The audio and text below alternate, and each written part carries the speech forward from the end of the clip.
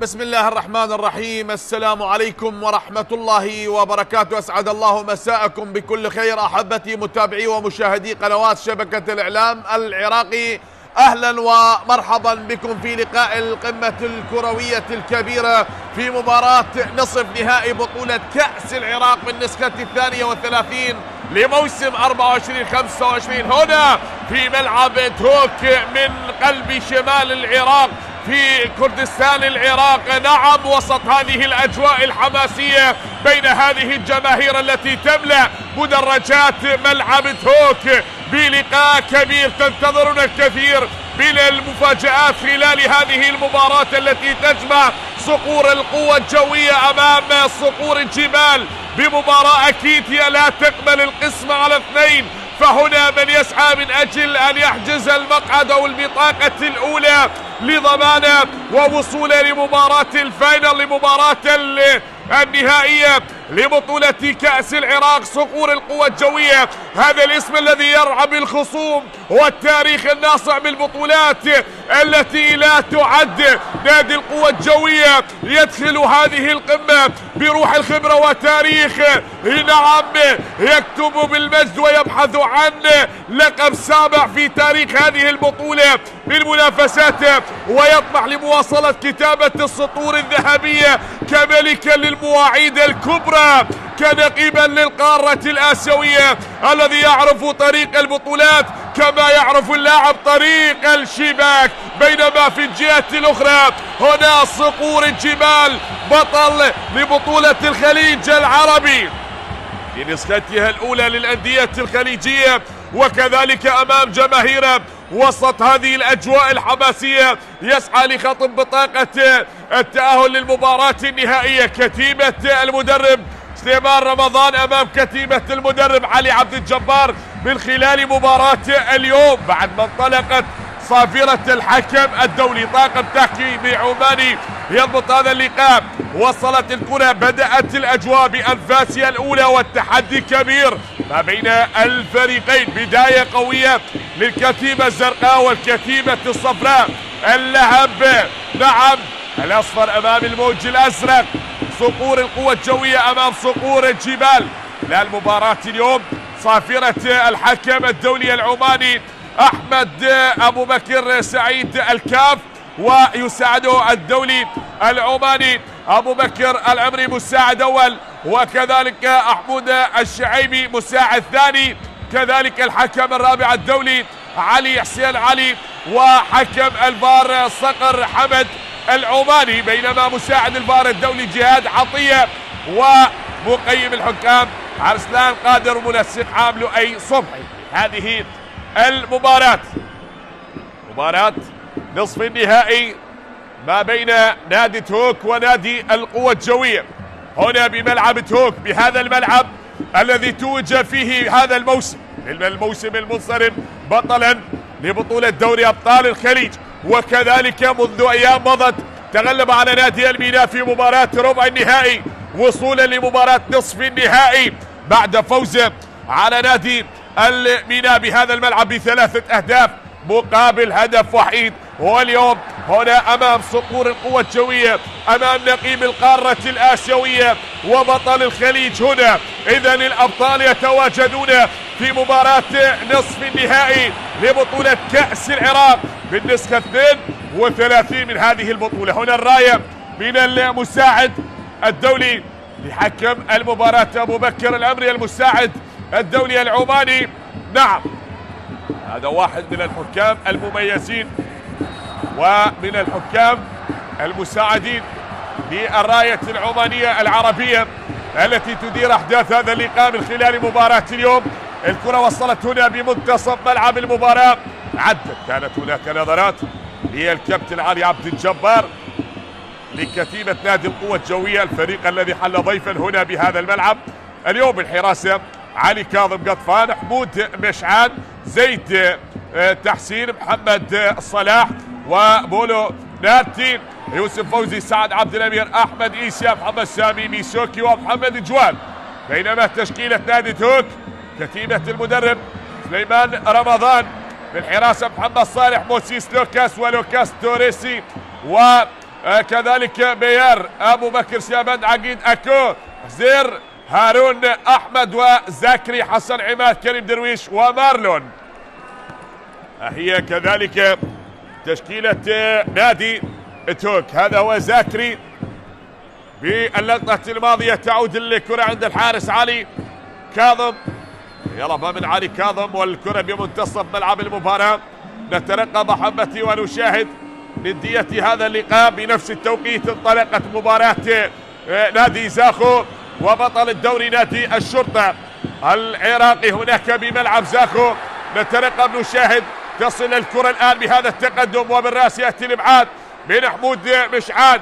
عدت الكرة يا حمود مشعان، وبتلك النقلة التي وصلت لازلنا نتابع الآن ونشاهد هل ستأتي الأهداف من خلال هذه المباراة، ومن يحجز مقعدا في المباراة النهائية، من يخطف بطاقة التأهل والوصول لمباراة الفاينل من خلال بطولة كأس العراق. نتابع. هذه عدت الآن ولا زالت مستمرة للأمام. تصل مرة أخرى. هنا التقدم لا زالت مستمرة.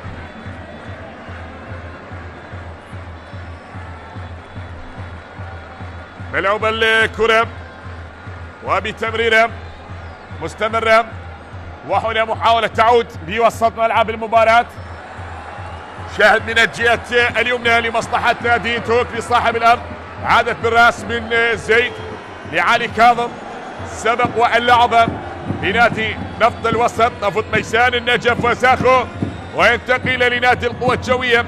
المباراة الثانية للمدرب سليمان رمضان، هو سبق وأن درب كذلك نادي توك بأولى مبارياته. نعم هذا الموسم مع نادي توك في كأس العراق، وكذلك حقق الفوز الكبير على نادي الميناء في مباراة ربع النهائي ب3 أهداف مقابل هدف وحيد بنقلة أمامية بوسط ملعب المباراة. عادت هناك محاولة تعود، ومن هارون يعيد الكرة. هذا أفضل لاعب في بطولة دوري أبطال الخليج، وبهذا الملعب توجه فيه نادي توك. زاكري يحاول التقدم الإيفاري. عدى زاكري كابتن الفريق للتصويب، ووصلت هنا عند الحارس علي كاظم. تصل للحارس علي كاظم. جماهير تملأ المدرجات. لقاء ما بين صقور العراق، صقور القوى الجوية وصقور الجبال. فهل ستحلق صقور العراق، صقور بغداد، لتعود بالانتصار على أعلى قمم الجبال من خلال مباراة اليوم، أم صقور الجبال التي احتاجت على أن تحلق فوق قمم الجبال بالانتصار من خلال مباراة اليوم؟ نرى ونشاهد، نتابع وننتظر لمن ستكون ثمرة هذه المباراة، ومن يخطف بطاقة المباراة، من يحجز مقعدا في المباراة النهائية، من يواجه المنتصر من مباراة زاخو والشرطة. ننتظر.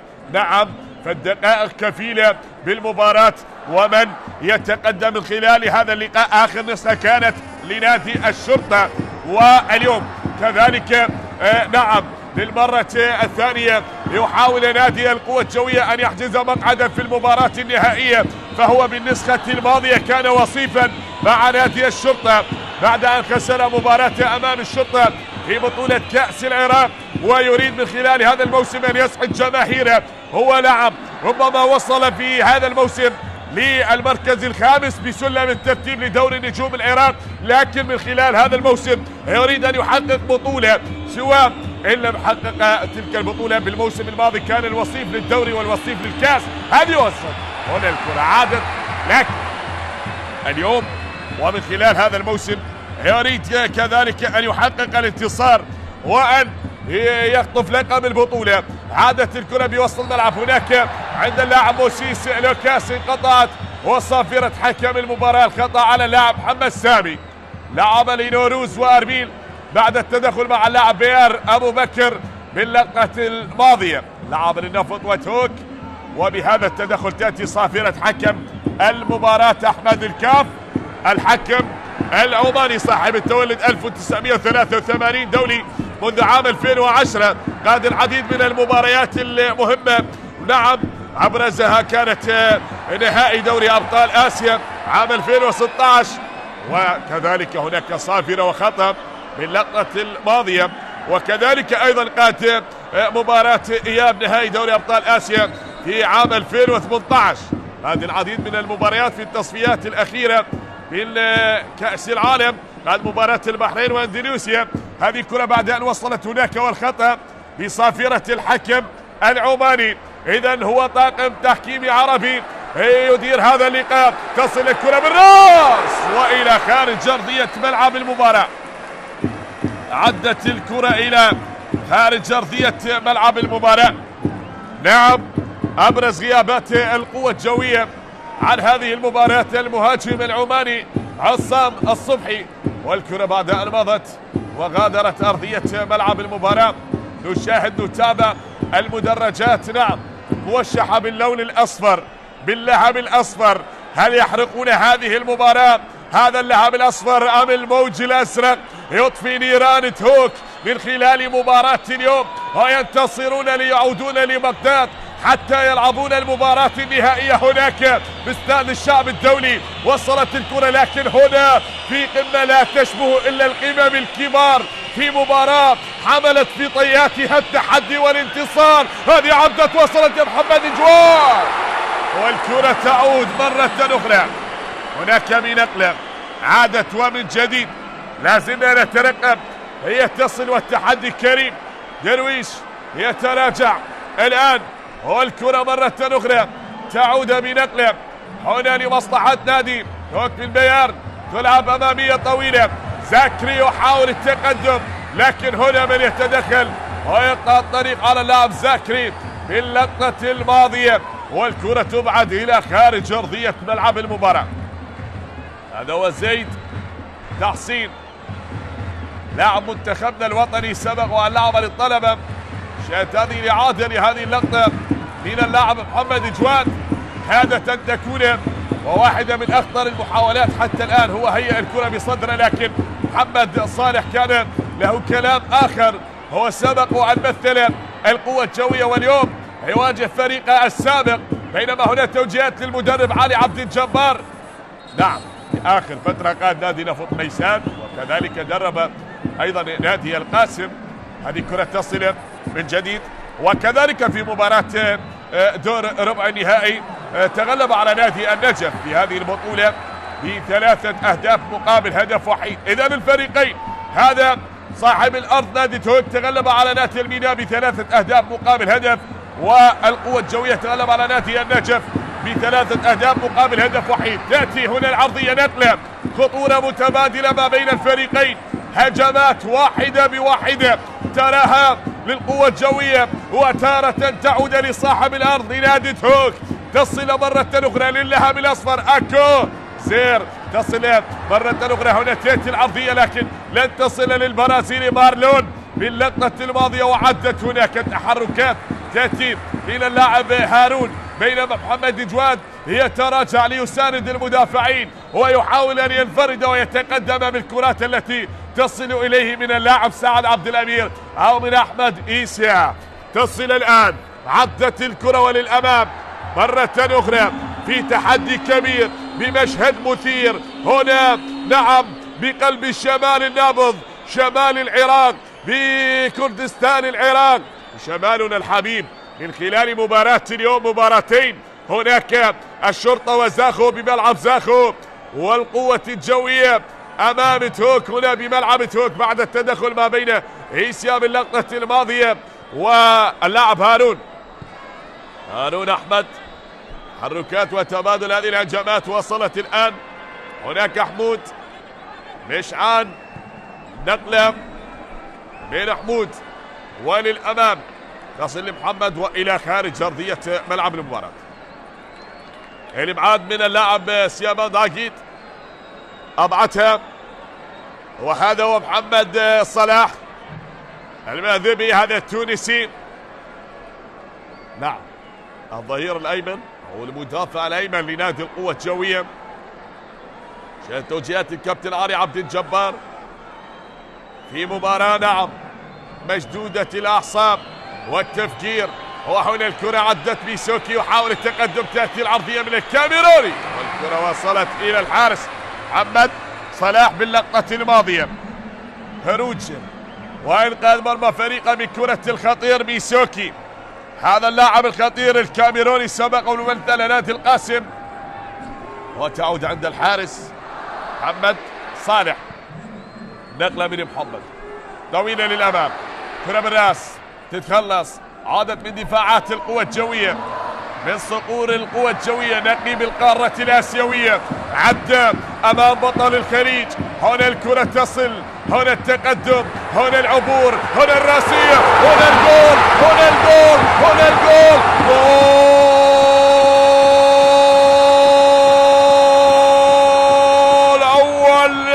أول أهداف المباراة. هنا صقور الجبال براسية لا تسد ولا ترد من كريم. نعم، يكرم الضيوف في أول أهداف المباراة.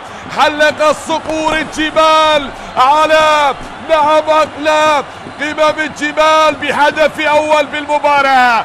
كريم درويش، هنا الاسيست الجميل، هنا هارون، هنا التقدم، هنا العبور، هنا عادت لهارون مرة أخرى، هنا القصير الخطير. نعم، براسية اللاعب كريم درويش. شاهد نظرات هارون لكريم درويش كأنه يقول اكرمهم اكرمهم يا كريم، اكرمهم يا كريم. براسية من كريم درويش من اللبناني، وضعها في شباك الحارس علي كاظم. ويأتي أول أهداف المباراة لصقور الجبال. حلقت فوق قمم الجبال العالية بهدف أول بالمباراة. أول أهداف اللقاء، هدف أول لصقور الجبال. هل سترد صقور القوة الجوية؟ ننتظر، نترقب. كل شيء ممكن، كل شيء وارد في كرة القدم. هذه عادت في الدقيقة 16 كريم درويش يسجل أول أهداف المباراة. عادت الآن بمنتصف الملعب. التقدم مرة أخرى، وصلت لزيد تحسين، نقل الأمام هناك باتجاه محمد جواد الخطير. هنا محمد جواد، تعود ميسوكي، حاولت لكن عادت إلى لاعب سيابند. عقيد أكو حزير يتراجع، دوران عند اللاعب أكو زير، نقلة تأتي مرة أخرى. هناك التقدم من جديد عند اللاعب بيان، هنا من اللاعب هارون يلعب التقدم مرة أخرى. خطير، هذا اللاعب خطير، هو شارك، هو صنع، هو ساهم في صناعة الهدف الأول، ويسعى أن يتقدم ويضع فريقه في مقدمة المباراة.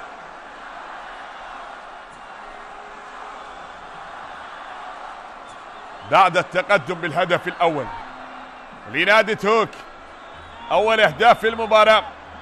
هل يعبر للمباراة النهائية أم ستعود صقور القوة الجوية؟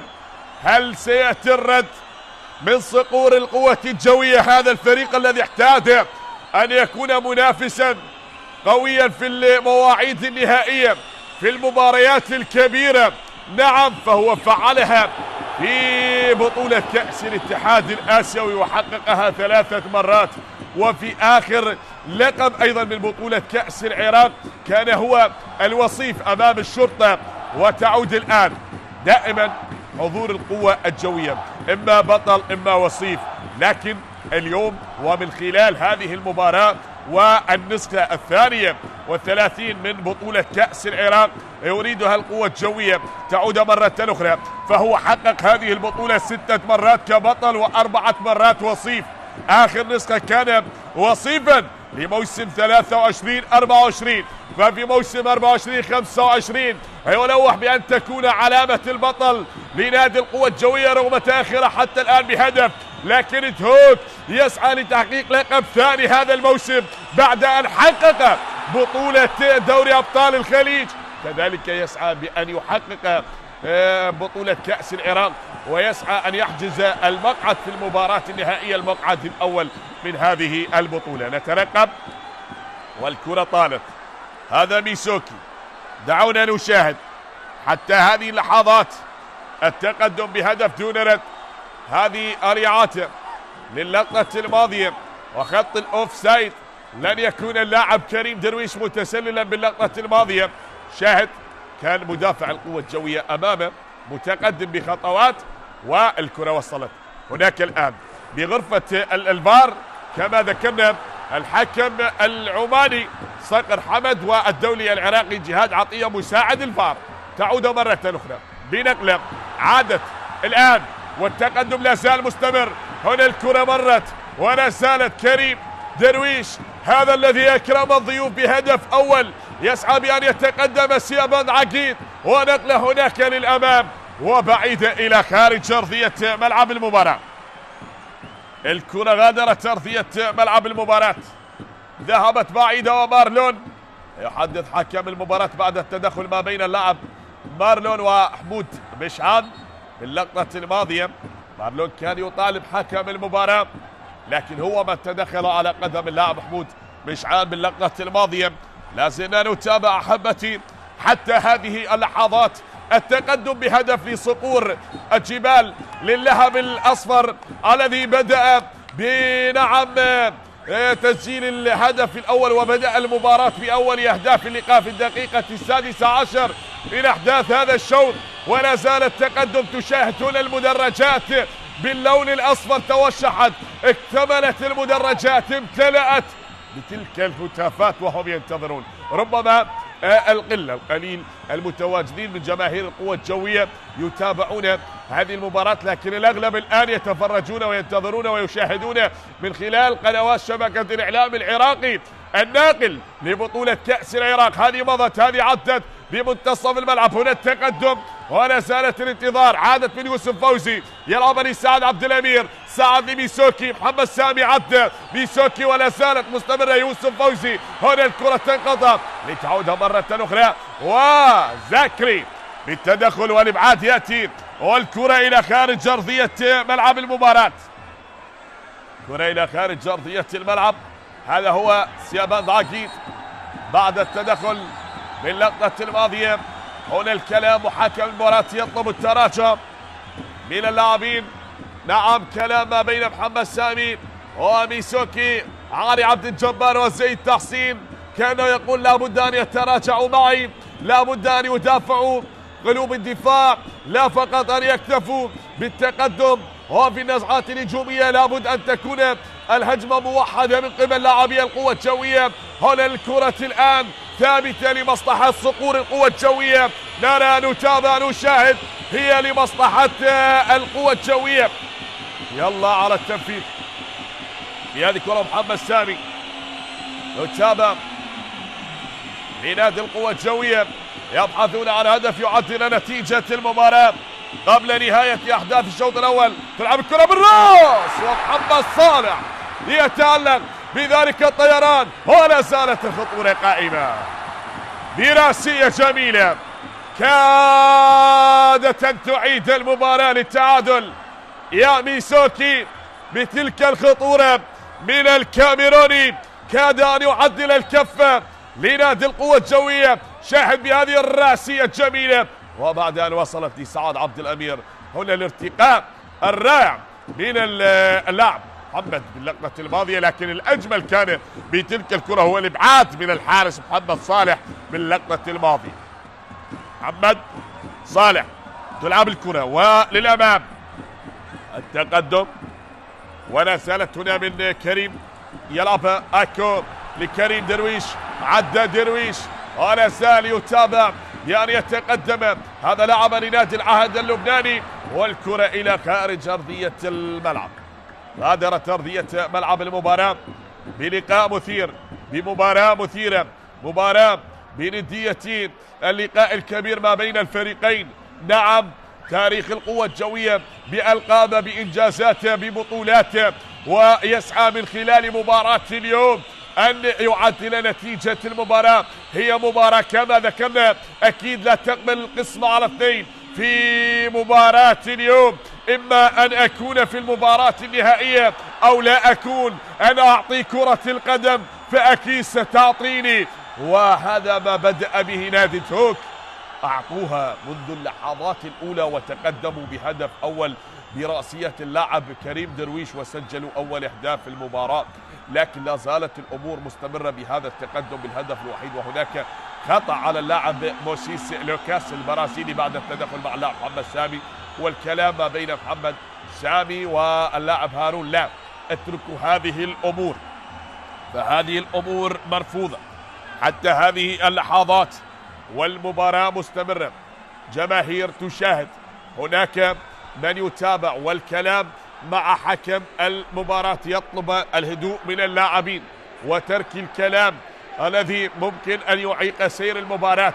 الكابتن علي عبد الجبار طاقم تحكيمي عربي يضبط هذا اللقاء، الحكم العماني والكادر أو الطاقم التحكيمي المؤلف كذلك من مساعد أول ومساعد ثاني وحكم فار والحكم الوسط، بينما الحكم الرابع ومساعد الفار الحكمين الدوليين علي حسين علي وجهاد عطية. تصل الكرة الآن، هنا التقدم ولا زالت مستمرة الكرة بهذا التقدم. زاكري يحاول كابتن الفريق علي فارين من زاكري عدت وتأتي العرضية، هنا الإبعاد تصل لأحمد إيسيا بوسط ملعب المباراة.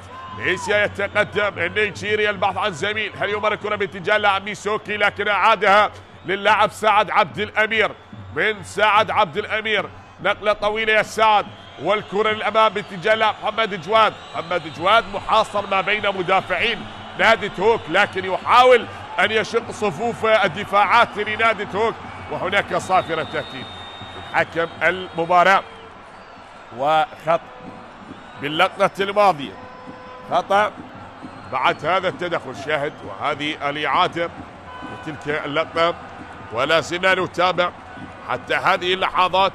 أحبتي، هل يعود القوة الجوية ويعدل نتيجة المباراة أم يستمر نادي هوك بهذا التقدم بهدف دون رد؟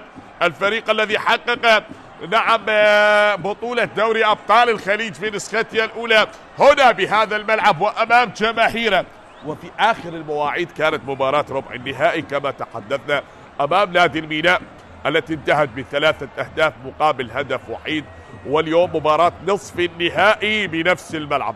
هوك عندما يلعب أمام جماهيره وبأرضه ترى فريق مختلف، فريق مميز. هذه لقطة الهدف الرائعة بتلك العرضية الجميلة من اللاعب هارون أحمد إلى رأس اللاعب كريم درويش، سجل أول أهداف المباراة كأنه يقول أنا من يقدم واجب الضيافة، أنا من يكرم الضيوف، أنا كريم، وفعلها كريم درويش.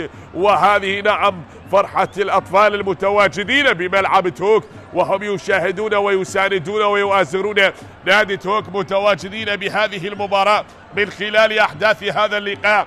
أكيد مباراة كبيرة، مدرجات ممتلئة بالجماهير بهذه الوجوه الحاضرة بملعب المباراة. أكيد هنا من يسعى لخطف بطاقة التأهل من خلال هذه المباراة. النسخة كما ذكرنا 32، زعيم هذه البطولة وسيد هذه البطولة نادي الزوراء حققها 16 مرة و3 مرات وصيف لهذه البطولة، ويلي أيضا نادي القوة الجوية حيث حقق هذه البطولة 6 مرات و4 مرات وصيف.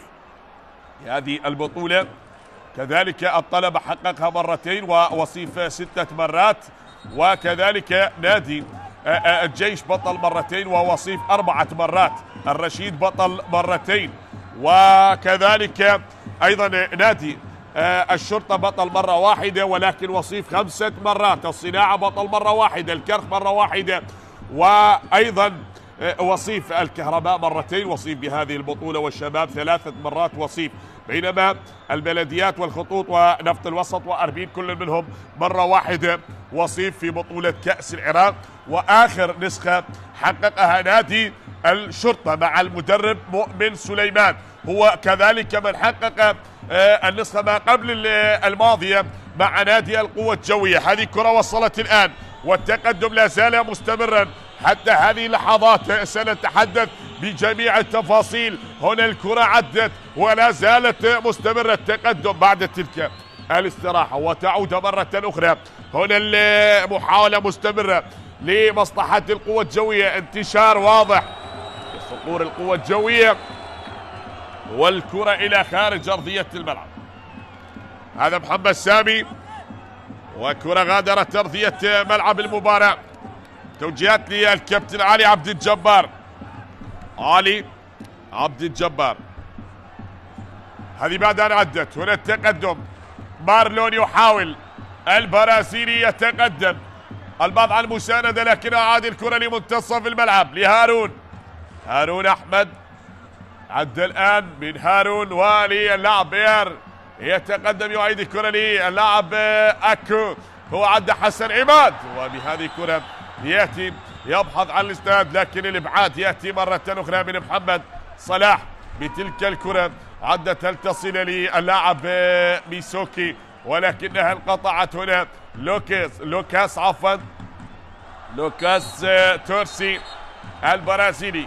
ثلاثة برازيليين متواجدين بتشكيلة المدرب سليمان رمضان. هذا زاكري كوتيفاري كابتن الفريق، واحد من اللاعبين المميزين مع نادي هوك وكذلك في دورينا في دوري نجوم العراق، وللموسم الثاني مع نادي هوك.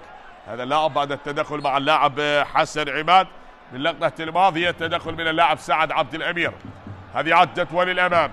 هنا التقدم وراية المساعد محمود الشعيبي، المساعد الثاني لحكم المباراة العماني الدولي، هو من يضبط هذا اللقاء.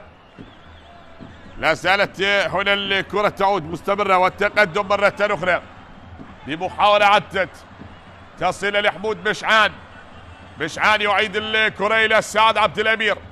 سعد عبد الأمير التقدم بمنتصف الملعب، انتشار واضح وتراجع لدفاعات نادي هوك. بهذه الطريقة ينتشرون لاعبي نادي هوك من أجل الحفاظ على نتيجة المباراة، ويسعون من أجل التقدم بهدف ثاني، لكن ما يسعى لأجله لاعبي نادي القوة الجوية أن يتقدموا ويعتمدوا على تلك التمريرات التي تصل من اللاعب أحمد إيسيا، أو على مهارة اللاعب ميسوكي، أو سرعة اللاعب محمد جواد من أجل العودة وتعديل نتيجة المباراة. لكن محمد جواد كأنه غير راضي، لن تصل تلك الكرات التي احتاج عليها أن تصل من زملائه حتى يقود فريقه بهدف ويعدل من خلاله نتيجة المباراة. نتابع. وصلت الآن تقدم بهذه اللحظات، نقلة طويلة مرة أخرى. هنا العبور، هارون بتصويبه، وعلي كاظم يتألم. علي كاظم قطفان، هذا علي كاظم قطفان، وكذلك علي كاظم هادي حارس نادي زاخو. الاثنين لعبوا مع نفط الوسط، ولكن اليوم نرى علي كاظم قطفان في صفوف القوة الجوية والآخر في صفوف نادي زاخو. هذه الكرة وصلت بعد تسديدة اللاعب حسن باللقطة الماضية، حاول التقدم على اللاعب باولو نارتي، لكن علي كاظم متواجد يتصدى لكرة اللاعب حسن عماد باللقطة الماضية. عدت الكرة، هنا راية تأتي من المساعد لحكم المباراة، جانبية لمصلحة نادي القوة الجوية. حتى هذه اللحظات نلعب بالدقيقة 33 من أحداث المباراة. أحبتي متابعي ومشاهدي قنوات شبكة الإعلام العراقي، مباراة نصف النهائي لبطولة كأس العراق بالنسخة 32 لموسم 24-25 من الموسم المنصرم، انتهى لدوري نجوم العراق لنادي الشرطة، والذي حقق من خلاله اللقب الرابع على التوالي. ولكن اليوم كذلك هي مباراة نصف النهائي، ترى القوة الجوية والشرطة في نصف النهائي، زاخو وتهوك كذلك في نصف النهائي. إذن هي مباراة اليوم الحاسمة بالنسبة للأندية الأربعة، 2 من شمال العراق كردستان العراق، و2 من العاصمة. هل ستذهب المباراة النهائية لعاصمة العراق تعود لبغداد، أم ستبقى المباراة النهائية هنا في كردستان العراق في شمالنا الحبيب؟ عدت الكرة، هناك راية تأتي من المساعد باللقطة الماضية، عدت تلك الكرة وغادرت أرضية ملعب المباراة.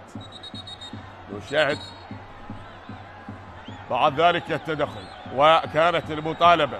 محمد جواد كان يطالب حكم المباراة يقول فيها لمسة يد يا كابتن. هل هناك بالفعل لمسة يد باللقطة الماضية، أو لو كان هناك شيء اللي كان هناك يأتي نداء من غرفة الفار من الحكم الفار المتواجد، كذلك صقر حمد بغرفة الفار وجهاد عطية، لكن حكم المباراة يقول لا وجود للشيء ويطلب استمرارية اللعب. يعيد الكرة والكلام هنا بلقطة الماضية مع اللاعب بيار أبو بكر. نشاهد ملعوب هذه الكرة الآن تحت أقدام اللاعب هارون، يلعبها لسيابند ونقلة مرة أخرى. هارون عدى والتقدم لهارون، لا زال يحاول لمارلون لكنها طالت إلى خارج أرضية الملعب، لن تصل بل وعدت جانبية لمصلحة نادي القوة الجوية. الكرة بوسط ملعب المباراة. حمود يعيد الكرة، حمود مشعان لزيد، زيد تحسين من تحسين يعيدها مرة أخرى.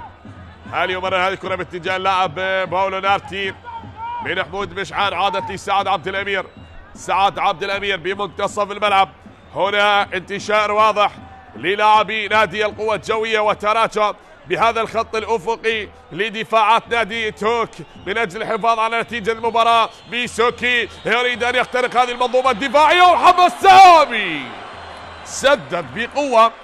محمد سامي بهذا التقدم والكرة ذهبت بعيدة إلى خارج أرضية ملعب المباراة. شاهد هذا التقدم من محمد سامي، لكن على ما يبدو تعجل كثيرا بالتسديد، كان من الممكن أن يتقدم أكثر ويسدد عندما يقترب من منطقة العمليات، لكن بهذه التصويبة التي ذهبت بعيدة والركنية الآن لنادي القوة الجوية.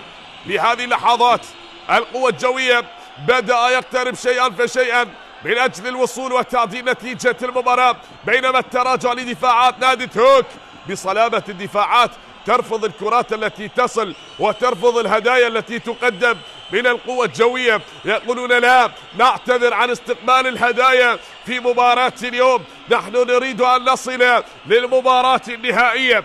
والأخطاء ممنوعة بالنسبة للفريقين، هذا ما تحدث به المدربون خلال المباراة وقبل أن تنطلق، لكن شاءت الأمور وشاءت الظروف، وهناك من فعلها وتقدم بتلك الرأسية وسجل الهدف الأول لصاحب الأرض أمام جماهيره ليطمن جماهيره. ويقول نحن دائما متواجدين في المواعيد الكبرى في القمم الكبيرة للمباريات. سلامة اللاعب هارون، سلامة يا هارون. سقوط اللاعب هارون أحمد، بعد ذلك التدخل باللقطة الماضية، خطأ بتلك اللقطة، ولا زلنا نتابع هذه العادة ما بين اللاعب باولو نارتي وهارون. باولو نارتي أوقف هارون بهذه الطريقة، كانت قدمه على الكرة لكن هارون بهذا التدخل سقط أرضا. ولا زلنا نتابع حتى هذه اللحظات خلال المواعيد الكبرى. اجتمع الفريقين في عدة لقاءات عن مواجهات الفريقين في الدوري، 31 مواجهة، بينما في بطولة كأس العراق نعم 4 مواجهات، فاز القوة الجوية في مواجهتين وفاز توك كذلك في مواجهتين خلال المواجهات التي جمعت الفريقين في هذه البطولة في كأس العراق. ولا زلنا نتابع القوة الجوية في موسم 2001 تغلب على نادي توك 3-1، وفي موسم 2016 كذلك 3-0 فاز نادي القوة الجوية. أيضا في موسم 2001 فاز توك 1-0، وفي موسم 2016 فاز كذلك توك 4-1 بتلك المباراة هنا بهذا الملعب ب4 أهداف مقابل هدف. ولا زلنا نتابع كذلك في آخر لقاء جمع الفريقين خلال منافسات دوري نجوم العراق، تغلب نادي القوة الجوية على توك ب4 أهداف دون رد. هذا الموسم المواجهة الثالثة تجمع الفريقين خلال اللقاءات، هو في مباراة الذهاب تواجه مع نادي القوة الجوية وتغلب بهدف مقابل لا شيء، لكن في مباراة الإياب خسر 4 أهداف دون رد. واليوم يتواجهون بهذه المباراة المصيرية من خلال هذا اللقاء من مباراة نصف النهائي لبطولة كأس العراق. لازلنا نتابع، لازلنا نشاهد. مضت الكرة، عادت الآن بهذا التقدم حتى هذه اللحظات، والكرة مستمرة هناك لتعود مرة أخرى. مضت الكرة وعدت مستمرة لمصلحة نادي توك، تنقطع من توك، عدت والتقدم لا زال مستمر حتى هذه اللحظات بمنتصف الملعب. شاهد هي عدت الآن للهب الأصفر وهم يحاولون التقدم من أجل تسجيل هدف، لكن الأمور لا زالت مستمرة بتقدم صاحب الأرض بهدف دون رد، والكرة تصل حتى الآن. هناك كذلك المباراة مستمرة بملعب زاخو ما بين الشرطة وزاخو حتى الدقيقة 38، والتعادل لا زال مهيمن على تلك المباراة. هدف دون رد بهدف التقدم الذي سجله اللاعب نعم كريم درويش، وتصل مجددا. هنا الكرة عدت ولا زالت مستمرة بالراس، تتهيأ تعود ونقلة أخرى عند اللاعب هارون، يتقدم. هل يمرر الكرة باتجاه اللاعب مارلون؟ ولكن ضاعت على اللاعب حسن وإلى خارج أرضية الملعب. الكرة غادرت أرضية ملعب المباراة. حتى هذه اللحظات فكل شيء مثير في المباراة. التقدم أكيد دائما يعطيك الأفضلية بأن تبقى في مقدمة المباراة، وهنا من يسعى من أجل أن يعيد المباراة لهدف التعادل. هذا ما يسعى لأجله نادي القوة الجوية، بأن يصل في المباراة ويعدل من نتيجة اللقاء، لكنها قريبة عند الحارس محمد صالح.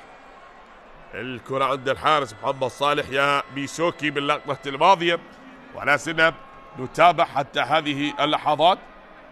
وصلت الكرة، عدت، هناك تقدم مجددا ولتصل عند اللاعب كريم، يحاول بنقله من كريم لأكو، يلعبها ومستمرة حتى هذه اللحظات، ونقله تأتي بينما هنا صافرة حكم المباراة. صافرة حكم المباراة تشير وجود خطأ، بعد ذلك التدخل باللقطة الماضية. هناك التدخل بالكرة الماضية. نادي توك في بطولة كأس العراق في دور ال16 فاز 3-0 على نادي ميسان، وفي ربع النهائي 3-1 على الميناء. وهذه الكرة وصلت الآن، عدت مرة أخرى، والتقدم لا زال مستمر لصقور القوى الجوية، وهم يحاولون التقدم بهذه الطريقة، أن يسجلوا هدف تعادل، أن يعيدوا المباراة للتعادل. ممكن أن تكون، وهنا ميسوكي يحاول، لا لا لا لا يا ميسوكي، لا، ليست بهذه الطريقة يا ميسوكي. والكرة إلى خارج أرضية الملعب، ضاعت يا ميسوكي. كرة غادرت أرضية ملعب المباراة باللقطة الماضية، غادرت أرضية الملعب يا ميسوكي بتلك الكرة.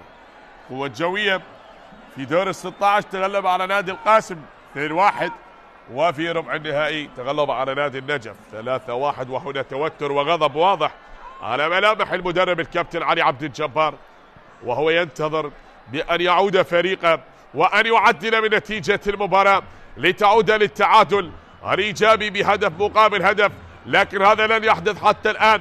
لا زالت الكفة مائلة للفريق المتقدم بهدف دون رد لنادي توك لصقور الجبال بهدف اللاعب كريم درويش، هدف الذي جاء في الدقيقة 16 من أحداث هذا الشوط. والكرة مستمرة، هناك التقدم مرة أخرى، لا زالت الأمور تستمر. يوسف فوزي يحاول، يوسف فوزي يلعبها من يوسف لأحمد، ينتظر ونقله لسعد عبد الأمير. التقدم يا سعد عبد الأمير، وتعود مرة أخرى، هذه المرة عند اللاعب أحمد عيسى يلعبها، ونقلة عند اللاعب يوسف فوزي. هنا التقدم ولا زالت مستمرة. هنا الراسية، عادت ميسوكي، لكن أكو زير، عادت مرة أخرى يا أكو، من أكو ليوسف فوزي، يوسف فوزي لسعد عبد الأمير. هنا حصار وتراجع للاعبي نادي توك، والضغط للكتيبة الزرقاء، يضغطون من أجل الوصول، يحاولون التقدم والعبور لكي يسجلون هدف يعدل نتيجة المباراة قبل نهاية أحداث هذا الشوط. عد بالكرة ولا زال باولو نارتي، أعاد الكرة إلى يوسف فوزي، يوسف فوزي عد بالكرة، فوزي مرة أخرى من يوسف فوزي، إيسيا ليوسف فوزي، ولكن زاكري تدخل وأبعد الكرة إلى خارج أرضية الملعب. أبعدت بالدقيقة الأخيرة من أحداث الشوط الأول. تأتي العرضية وهنا الإبعاد مرة أخرى إلى خارج أرضية ملعب المباراة. أبعدت الكرة إلى خارج أرضية الملعب. يوسف فوزي والإبعاد باللقطة الماضية. لا زلنا نشاهد حتى هذه اللحظات الأجواء مستمرة بهذا التقدم بالهدف الوحيد والكلام مع حكم المباراة. يوسف فوزي مع حكم المباراة أحمد الكاف. 5 دقائق كوقت إضافي لنهاية أحداث الشوط الأول. نتابع بهذه الدقائق الخمسة هل ينجح القوة الجوية ويعدل نتيجة المباراة أو يبقى نادي توك محافظا على نتيجة المباراة. تأتي العرضية هنا الرأسية، هنا الإبعاد تتخلص لتعود مرة أخرى. شاهد عادة الكرة عند اللاعب يوسف فوزي يحاول التقدم لمحمد سامي. تعود مرة أخرى، هنا نقلة، هنا العرضية محمد صلاح، هنا الرأسية، هنا الرأسية. الله الله الله الله الله، العارضة تقف في طريق اللاعب محمد جواد وتبعد تلك الكرة إلى خارج أرضية الملعب، فكادت أن تكون في المرمى من محمد جواد وتعدل نتيجة المباراة للمرة الثانية. يصيب محمد جواد ولكن يخيب بالتسجيل ولن تأتي في الشباك. وللمرة الثانية يا محمد جواد ممكن أن تكون في المرة الثالثة تنجح وتسكن الشباك. شاهد هنا لحظة التوتر من علي عبد الجبار باللقطة الماضية حتى وصلت الآن لمنتصف الملعب. هي ليوسف فوزي، تعود يا يوسف فوزي، التقدم، هنا المرور، هنا العبور يا سامي، مر بالكرة إلى يوسف فوزي. هل تأتي النقلة لمحمد صلاح؟ مر بالكرة وعادت لا، انقطعت أكو زير، عدى والتقدم كريم درويش، عدى كريم وانقطعت الكرة من كريم ويتحصل على خطأ هنا بمنتصف الملعب على اللاعب زيد تحسين. الخطأ كان على اللاعب زيد تحسين باللقطة الماضية. شهد إعاقة كانت للاعب كريم درويش باللقطة الماضية، صاحب الهدف الأول والوحيد بالمباراة. هذا هو الكابتن سليمان رمضان يسعى بأن يقود فريقه للمباراة النهائية ويحجز المقعد الأول في مباراة الفاينل. هذه تصل مجددا هنا بوسط ملعب مباراة، خطأ على لاعب زاكري كابتن الفريق وخطأ بعد التدخل باللقطة الماضية. هذه بعدها وصلت هنا التقدم مجددا لنادي القوة الجوية. باولو نارتي من باولو نارتي يعادل الكرة مرة أخرى، غاني وتصل يوسف فوزي يلعبها من يوسف فوزي للتونسي والكرة إلى خارج أرضية الملعب. محمد صلاح أبعدت من اللاعب سياباند عقيد، أبعد الكرة إلى خارج أرضية الملعب جانبية لمصلحة نادي القوة الجوية. تعود هنا عند اللاعب سعد عبد الأمير، لاعب الخبرة. سعد يا عبد الأمير، التقدم بالتصويبة ولكنها بعيدة يا سعد عبد الأمير وتغادر أرضية ملعب المباراة. كرة غادرت أرضية ملعب المباراة.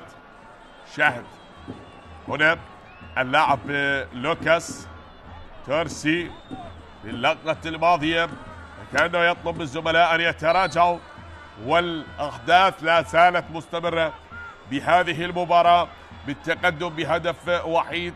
القوة الجوية ومنظومة خط الوسط تعمل على افتكاك الكرات التي تحاول العبور على المناطق الدفاعية وتحاول توزيع الكرات التي تصل على الأطراف، لكن مارلون الخطير يريد أن يخترق هذه المنظومة، يعدي بهذه الكرة. هنا التقدم، هنا التصويب، علي كاظم من جديد. الله الله الله الله الله، هنا التألق، هنا التسديدة الرائعة.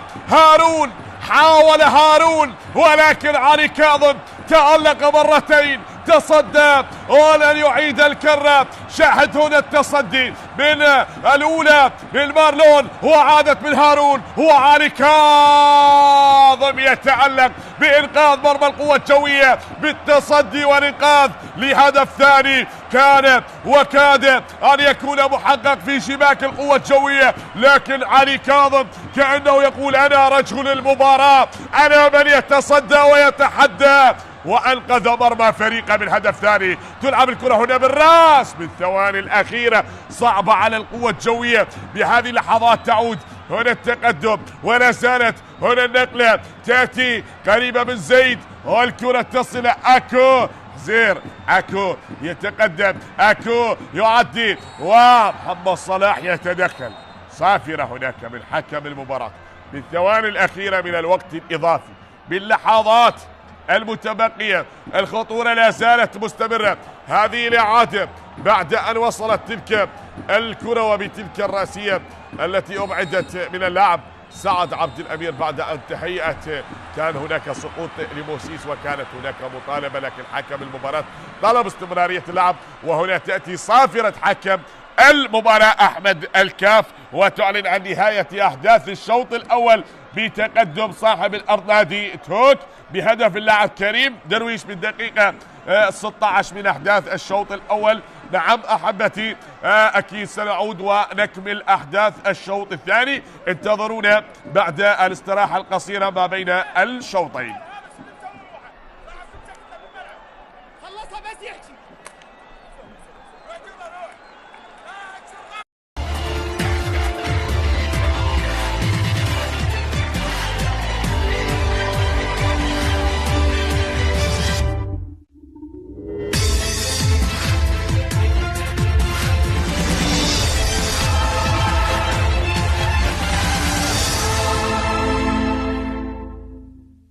هل ينجح بالتسجيل النيجيري توميو عبد سليم؟ توميو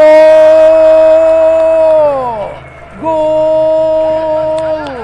هدف أول للزوراء عن طريق النيجيري توميو، يسجل أول أهداف اللقاء وسط فرحة جماهير الزوراء القليلة جدا في مدرجات هذا الملعب، لكن هذه الصغيرة أكيد تحتفل بهذا التقدم.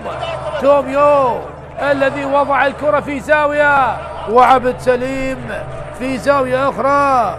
توميو يتقدم للزوراء ويسجل 9 أهداف مع نادي الزوراء ليكون هو هداف الفريق. أوسينيوم على عبد الزهراء، من سوف يصوب؟ السنغال على تصويبه، جول جول جول جول جول على عبد الزهراء. أي تصويبة، أي قذيفة في مرمى النوارس، على يمزق شباك الزوراء بهذه التصويبة الذي لم يحسن التعامل معها جلال حسن. توقع الكرة للخارج لكن الكرة سكنت الشباك. أي تصويبة من علاء عبد الزهراء.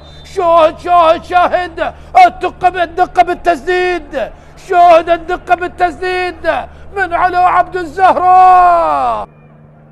علي محسن إلى منذر العلوي، منذر تمرير لسجاد، سجاد، الله على سجاد، مرور جميل من امام على عبد الزهراء. منذر لسجاد يحاول الان، وصلت لعلي محسن الى سجاد يصوب، والكره الخطيره،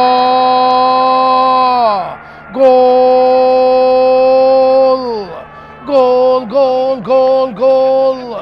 تمريرات جميله من لاعبي نادي الزوراء، وفي الاخير مراد محمد يبصم ويصادق على هذه الكره ويضعها في شباك نادي الميناء. سيطرة واضحة تماما لنادي الزوراء في الدقائق الأولى من الشوط الثاني. سجاد الذي لعب الكرة بيسراه ووصلت لمراد محمد، لم يكن متسلل الذي وضع الكرة في شباك نادي الميناء. وعبد سليم حماد ولاعبي نادي الميناء رأوا الكرة تدخل للشباك كما رأيناها نحن المشاهدين والمتفرجين هناك.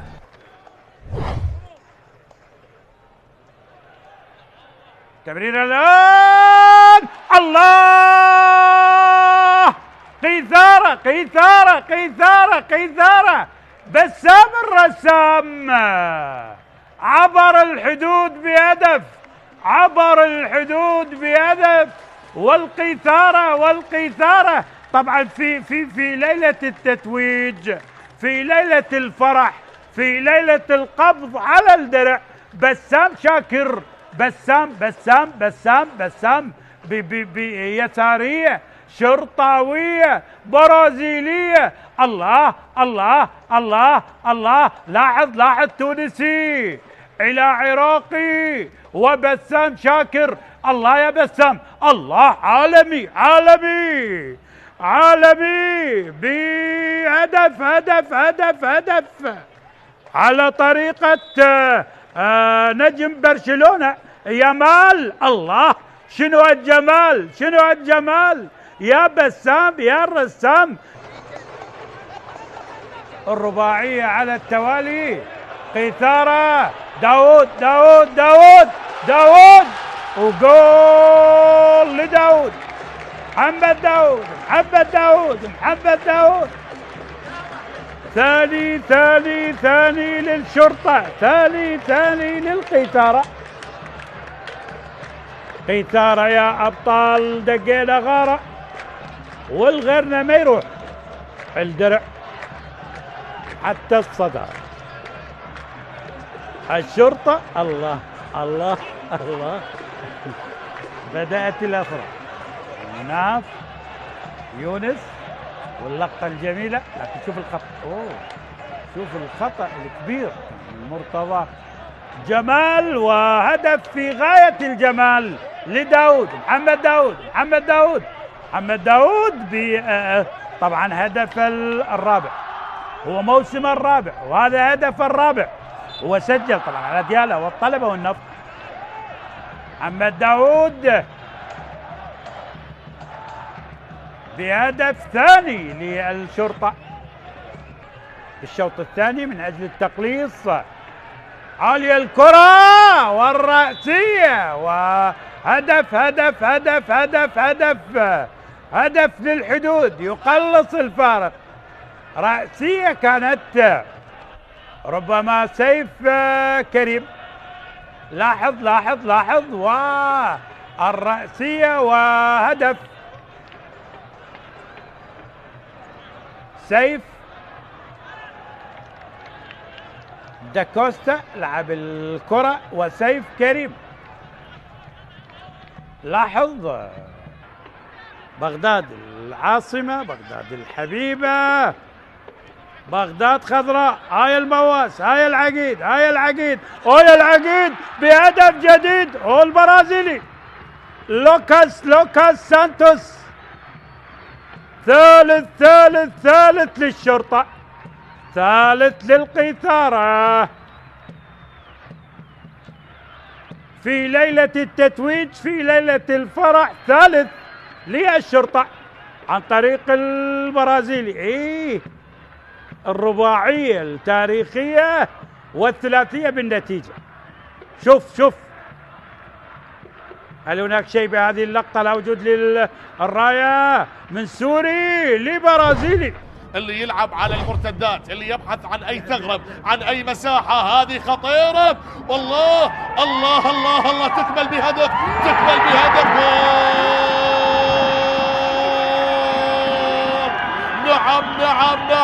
نعم، البرتقالة تثمر من جديد.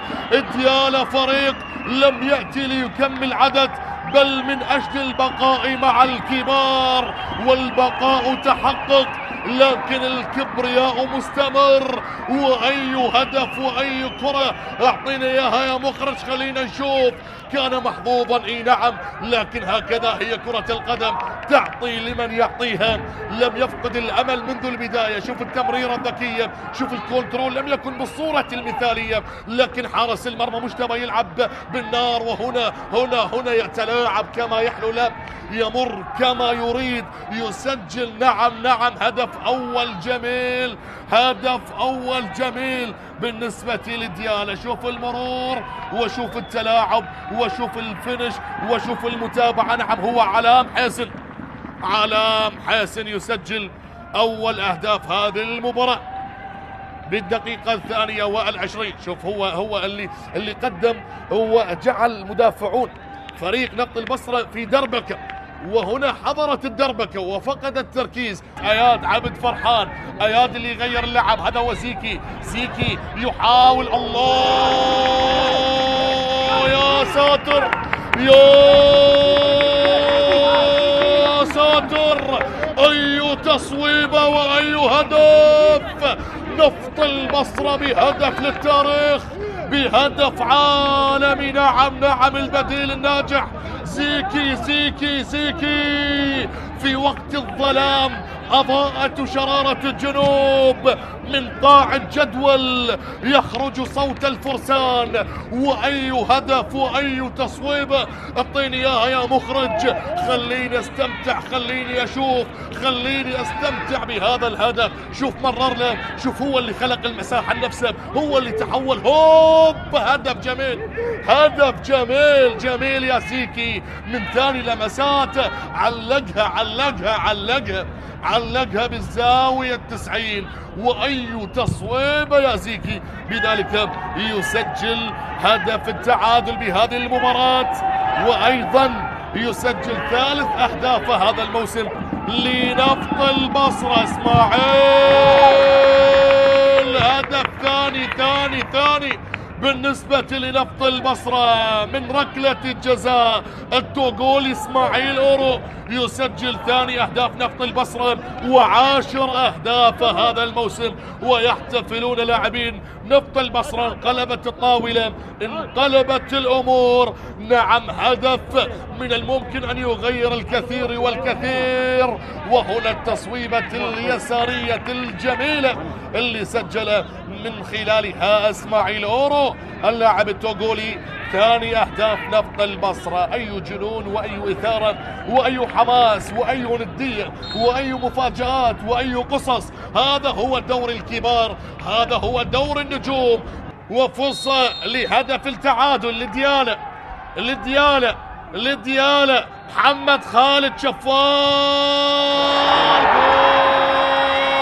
نعم هدف التعادل لديالا، هدف التعادل لأبناء مدينة البرتقال. وفي أجواء الصيف الحارة لابد أن تنعش الجسد بالبرتقال، وفي دورينا لا يحلو الموسم إلا بوجود البرتقالي. وهدف التعادل من ركلة الجزاء يسجل محمد خالد شفال، وبذلك يصل لهدف الثاني هذا الموسم وثاني أهداف هذه المباراة. والحارس بزاوية والكرة بزاوية. مباراة فيها 4 أهداف يتقاسمها الفريقين. أي جنون وأي إثارة وأي حماس وأي ندية. هذا هو دور النجوم، دوري نجوم العراق. والدقائق الأولى من أحداث الشوط الأول لحساب الجولة 37 ما قبل الأخيرة تنفذ. أول أهداف المباراة بهدف أول لنادي كربلاء للعميد. يأتي أول أهداف المباراة من كرة ثابتة فعلها حسن حمزة يدون أول أهداف اللقاء لنادي كربلاء. شاهد وضع هذه الكرة وين بعيدة على الحارس جدا بهدف أول لنادي كربلاء بأول أهداف المباراة للعميد الكربلائي من اللاعب حسن حمزة يدون أول أهداف اللقاء بالدقائق الأولى من المباراة بكرة ثابتة أسكنها الشباك في الزاوية البعيدة على الحارس وليد عطية. جاد الله يلعبها وهنا التصويبة، هنا الهدف. الله، جاء هدف التعادل من سامهين البوركيني يسكنها الشباك ويرفض الاحتفال. يعدل نتيجة المباراة لنادي النفط من سامي يعد نتيجة المباراة. شاهدون التمريرة هنا، المرور بالوليد كريم إلى حسام، ويأتي سامي ليضعها في المرمى ويعدل نتيجة المباراة لنادي النفط. يرفض الاحتفال أمام فريق السابق بعد أن عدل نتيجة المباراة. هدف التعادل، وهنا تنفذ الكرة، عدت، ممكن أن يكون الثاني. الله، هنا يأتي الهدف الثاني من الجناح الطائر، فعلها مشتاق طالب.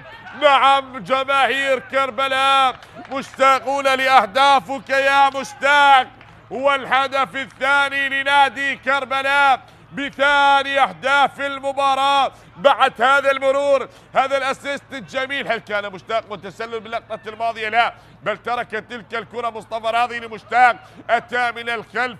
شاهد هناك من خلف المدافع جويل ليسجل الهدف الثاني في المباراة لنادي كربلاء، وتصبح نتيجة المباراة بهدفين مقابل هدف حتى الآن لهذه الكرة الثابتة. تلعب من أحمد صبري لستار، ستار لأحمد صبري، عدت هنا تحت العرضية، وهنا الراسية. جاء الخبر السعيد وعادت بهدف التعادل. حسام جاد الله أجادها، نعم، وضعها في الراس من حسام جاد الله خلف، يسجل هدف التعادل، يجيدها ونعم ويسكنها في شباك كربلاء بهدف ثاني لنادي النفط، وهدف العودة، هدف التعادل من حسام جاد الله. هنا العرضية من أحمد صبري إلى حسام ليسجل هدف بالراس بطريقة جميلة ليعلن عن خامس أهداف هذا الموسم، هو بعد أن سجل في شباك نفط البصرة والقاسم وأربيل هدفين. هنا يسجل في شباك نادي كربلاء ويعدل نتيجة المباراة. أوس محمد أضاعها، هنا كرة جول جول جول جول جول جول جول جول جول جول جول. نعم يا أحمد صبري، هنا يا أحمد صبري، وكأن عادل نعمة يقول خلاص قد نفذ صبري، وجاء أحمد صبري بهدف ثالث في المباراة.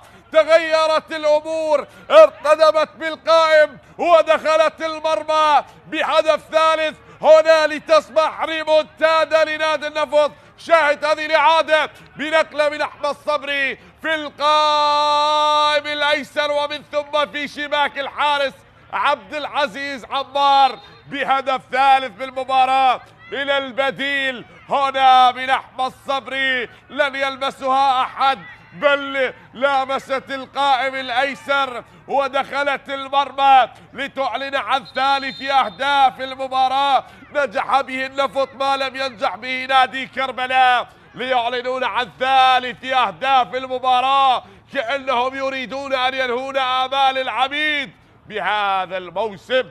لهذه الركنية تنفذ من أحمد صبري، والكرة بالراس. الرابع ماذا هناك؟ حكم المباراة ماذا يشاء؟ الله،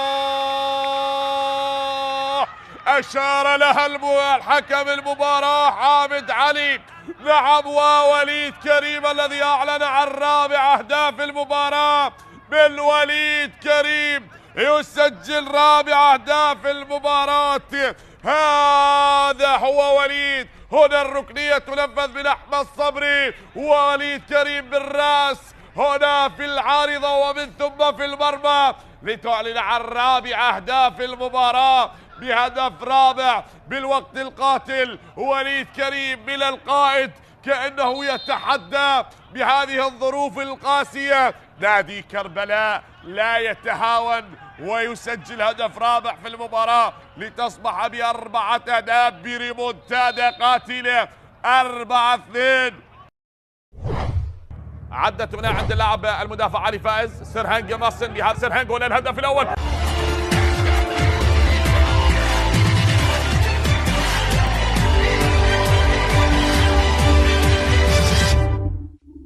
هنا نترقب وتنطلق صافرة البداية لمجريات الشوط الثاني من هذه المباراة من الحكم الدولي العماني أحمد الكاف، أبو بكر سعيد الكاف.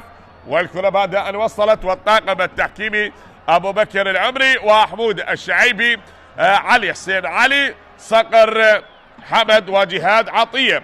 هذه الكرة وصلت الآن، هنا التقدم لا زالت مستمرة ولا زلنا نشاهد ونتابع بعد أن وصلت والكرة مستمرة هناك بهذا التقدم والمباراة مستمرة ما بين الفريقين. هذا هو الحكم العماني بعد ما انطلقت صافرة البداية لمجريات الشوط الثاني من أحداث هذه المباراة. شاهدنا العديد من الفرص والمحاولات في الشوط الأول، كانت منها لنادي القوة الجوية ومنها لنادي توك. الآن تصل والتقدم مرة أخرى هنا عادت لمصلحة نادي القوة الجوية. عدت الكرة وللأمام، تصل مرة أخرى. نترقب عند الكابتن سعد عبد الأمير، يلعب السعد عبد الأمير وتصل الكرة هنا مرة أخرى، تنقطع لتعود لمصلحة الصقور القوة الجوية. نادي القوة الجوية يسعى بالشوط الثاني أن يعدل نتيجة المباراة أمام صاحب الأرض والجمهور نادي توك. إذا نتحدث عن مسيرة الأبطال في بطولة كأس العراق. القوة الجوية يسعى لضم اللقب السابع في خزائنه لبطولة كأس العراق، هذا في حال إذا اجتاز نادي توك بطل دوري أبطال الخليج الذي ضمن اللقب الأول بالنسخة الأولى من دوري أبطال الخليج، وكذلك حصل على المركز السابع في دوري نجوم العراق لموسم 24-25. ويسعى من خلال هذه البطولة أن يقفز بالمباراة النهائية ويحجز مقعد في المباراة النهائية وينتظر القادم من زاخو والشرطة. هذه الكرة وصلت هنا، عدت بعد ما انتهى الشوط الأول من مباراة زاخو والشرطة بالتعادل. هنا رسي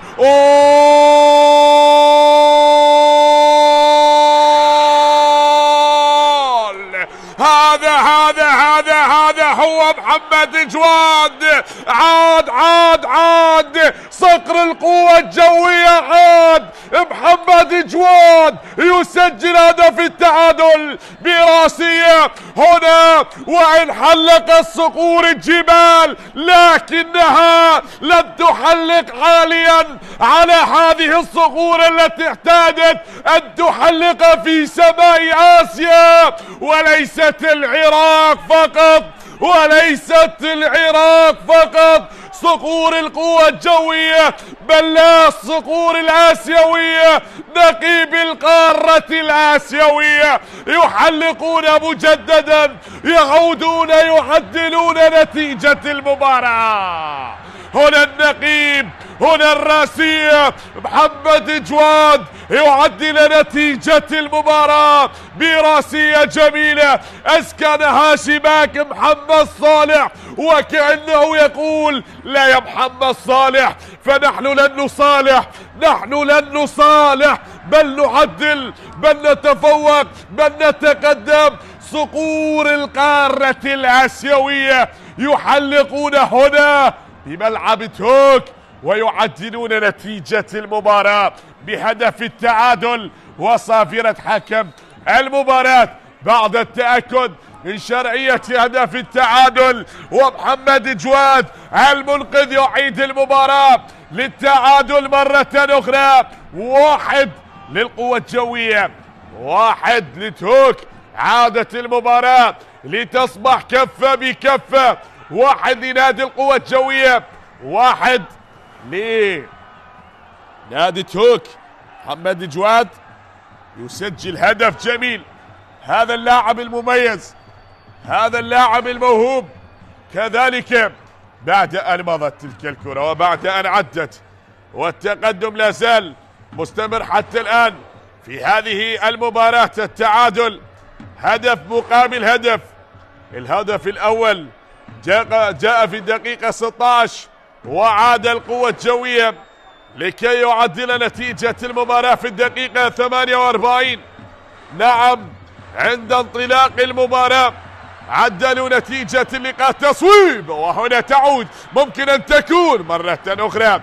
محمد جواد سجل في مباراة النجف، نعم سجل الهدف الأول ذلك بالدقيقة 10، واليوم يعود ويسجل. وبتلك المباراة سجل يومها اللاعب سعد عبد الأمير وميسوكي، والآن عاد لينقذ فريقه وكذلك يعدل نتيجة المباراة هذه لتصل مرة أخرى.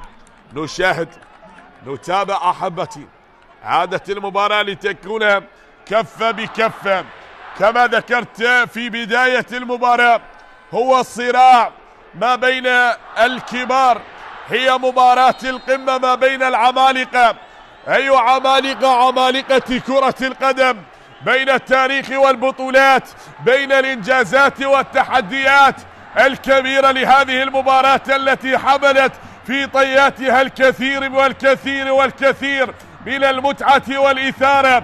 الأداء الفعلي شاهدناه في الشوط الأول، وشاهدنا ملحمة التصديات والمهارات والتسديدات والمراوغات كلها حدثت بذلك الشوط، وعادت ليكملون المسيرة في الشوط الثاني وبأولى الكرات التي وصلت للاعب محمد جواد.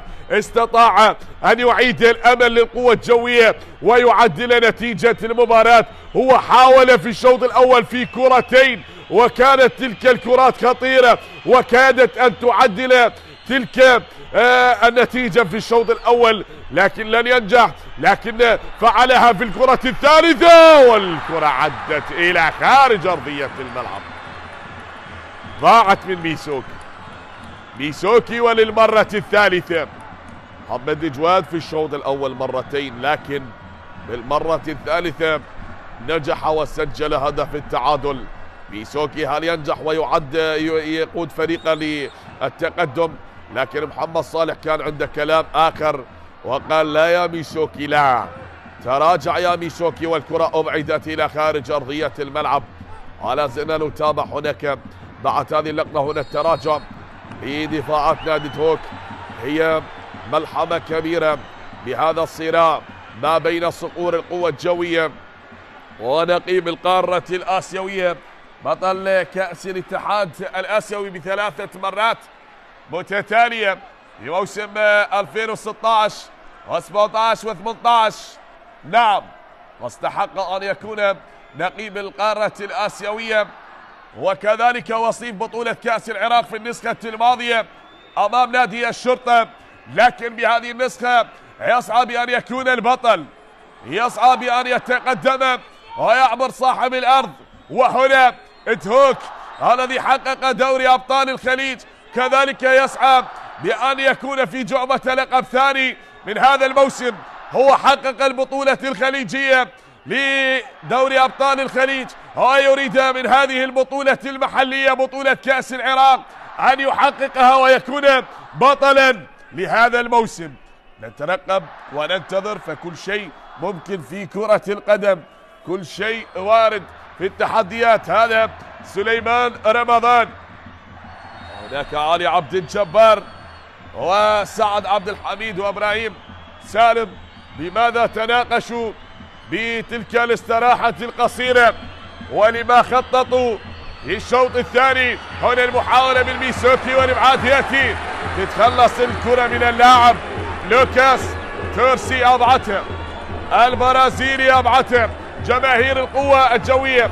نعم، رغم قلة العدد المتواجدة بملعب هوك، لكنهم لا زالوا يصولون يجولون بالهتافات متواجدين كأنهم يقولون نحن الزعيم ونحن الأبطال ونحن من نصنع التاريخ ونحن من نكتب المجد لتاريخ البطولات الخارجية والبطولات الكبيرة. نعم، وإن تعثر بهذا الموسم وإن تراجع مستواه واحتل المركز الخامس، لكن يبقى كيان الصقور وعنوان الصقور من الأندية الكبيرة. هذا النادي العريق الذي تأسس عام 1931. نعم، في آخر لقب كان في دوري نجوم العراق هو في موسم 2021، وآخر لقب لكأس العراق كان في الموسم الماضي هناك كذلك الكلام من الكابتن علي عبد الجبار. هذا الموسم لعب في الدوري كذلك 38 مباراة، انهى الدوري ب 17 فوز و9 تعادل و12 خسارة. تمكن من تسجيل 51 هدف بينما استقبل شباك 43 هدف. تصل الآن والتقدم. هنا البطاقة صافرة حكم المباراة سلامة اللاعب محمد جواد. خطأ بعد ذلك التدخل وبطاقة تشهر من حكم المباراة. يشتد الكلام محمد سامي يحدث حكم المباراة الدولي العماني. كما ذكرنا قاد العديد من المباريات المهمة والمباريات الكبيرة، شارك وقاد العديد من المباريات في بطولة كأس آسيا وفي دوري أبطال آسيا. كما ذكرت في الشوط الأول هو قاد نهائي دوري أبطال آسيا عام 2016 إلى نادي جون بوك ونادي العين الإماراتي، وإياب دوري أبطال آسيا في عام 2018. بعد ذلك التدخل شاهد بالإعادة ما بين المدافع لوكاس ومحمد جواد، والكلام من اللاعب محمود مشعان واللاعب زكري في اللقطة الماضية. كل هذه الأمور بمباراة اليوم وبتفاصيل هذه البطولة. شاهدنا البطاقة الصفراء، نعم، الكرة الماضية، وبعد أن وصلت آخر لقب كان لنادي القوة الجوية في بطولة كأس العراق موسم 22-23 على نادي أربيل بتلك المباراة التي انتهت بهدف دون رد، يوم سجل اللاعب مهند عبد الرحيم ذلك الهدف الوحيد الذي توج به نادي القوة الجوية مع المدرب مؤمن سليمان.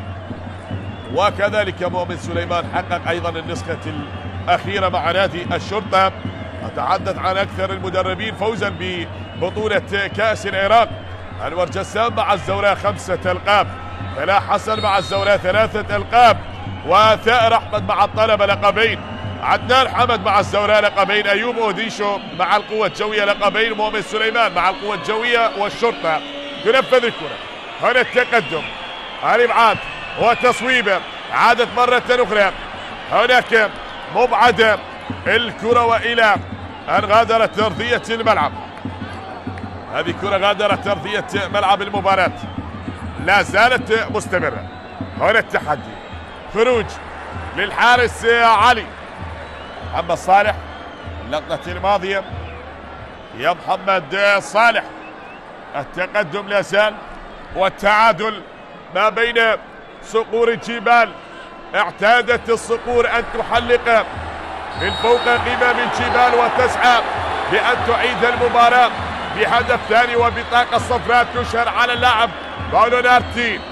اشتراك من اللاعب بولونارتي مع اللاعب زاكري باللقطة الماضية، وتأتي صافرة حكم المباراة. هذه الإعاقة واعثار باللقطة الماضية، لكن البطاقة الصفراء تشهر من حكم المباراة أحمد الكاف الحكم العماني.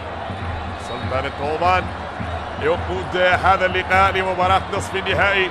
عدت الكرة بالراس، هنا الابعاد ياتي، تتخلص مرة أخرى والتقدم لا زال مستمر. محمد سامي وسقوط على أرضية ملعب المباراة. 1 القوة الجوية، 1 هوك. فعلوها هوك في الشوط الأول، وعاد القوة الجوية في بداية الشوط الثاني لكي يعدل نتيجة المباراة. وهنا تأتي البطاقة الصفراء، بطاقة صفراء، وهنا الكارت الأحمر، الكارت الأحمر هذا يعيق الأمور. البطاقة الحمراء بعد أن حذره حكم المباراة وبعد أن أعطاه البطاقة الصفراء، ومن ثم عاد ليشهر البطاقة الحمراء. كارت أصفر ثاني وبطاقة حمراء. هنا اعتراف بهذه اللقطة، هل كانت تستوجب البطاقة الصفراء؟ قدم اللاعب كانت على الكرة أم دخول اللاعب كان قبل اللاعب بولونارتي وبطاقة صفراء ثانية، ومن ثم الكرت الأحمر. الكرت الأحمر على اللاعب بولونارتي. إذن هي البطاقة الحمراء. هل مصر حكم المباراة على قراره أم يعود ليتأكد في حال إذا كان هناك تدخل من غرفة الفار يأتي؟ نشاهد، نتابع، والتعادل لا زال مستمر.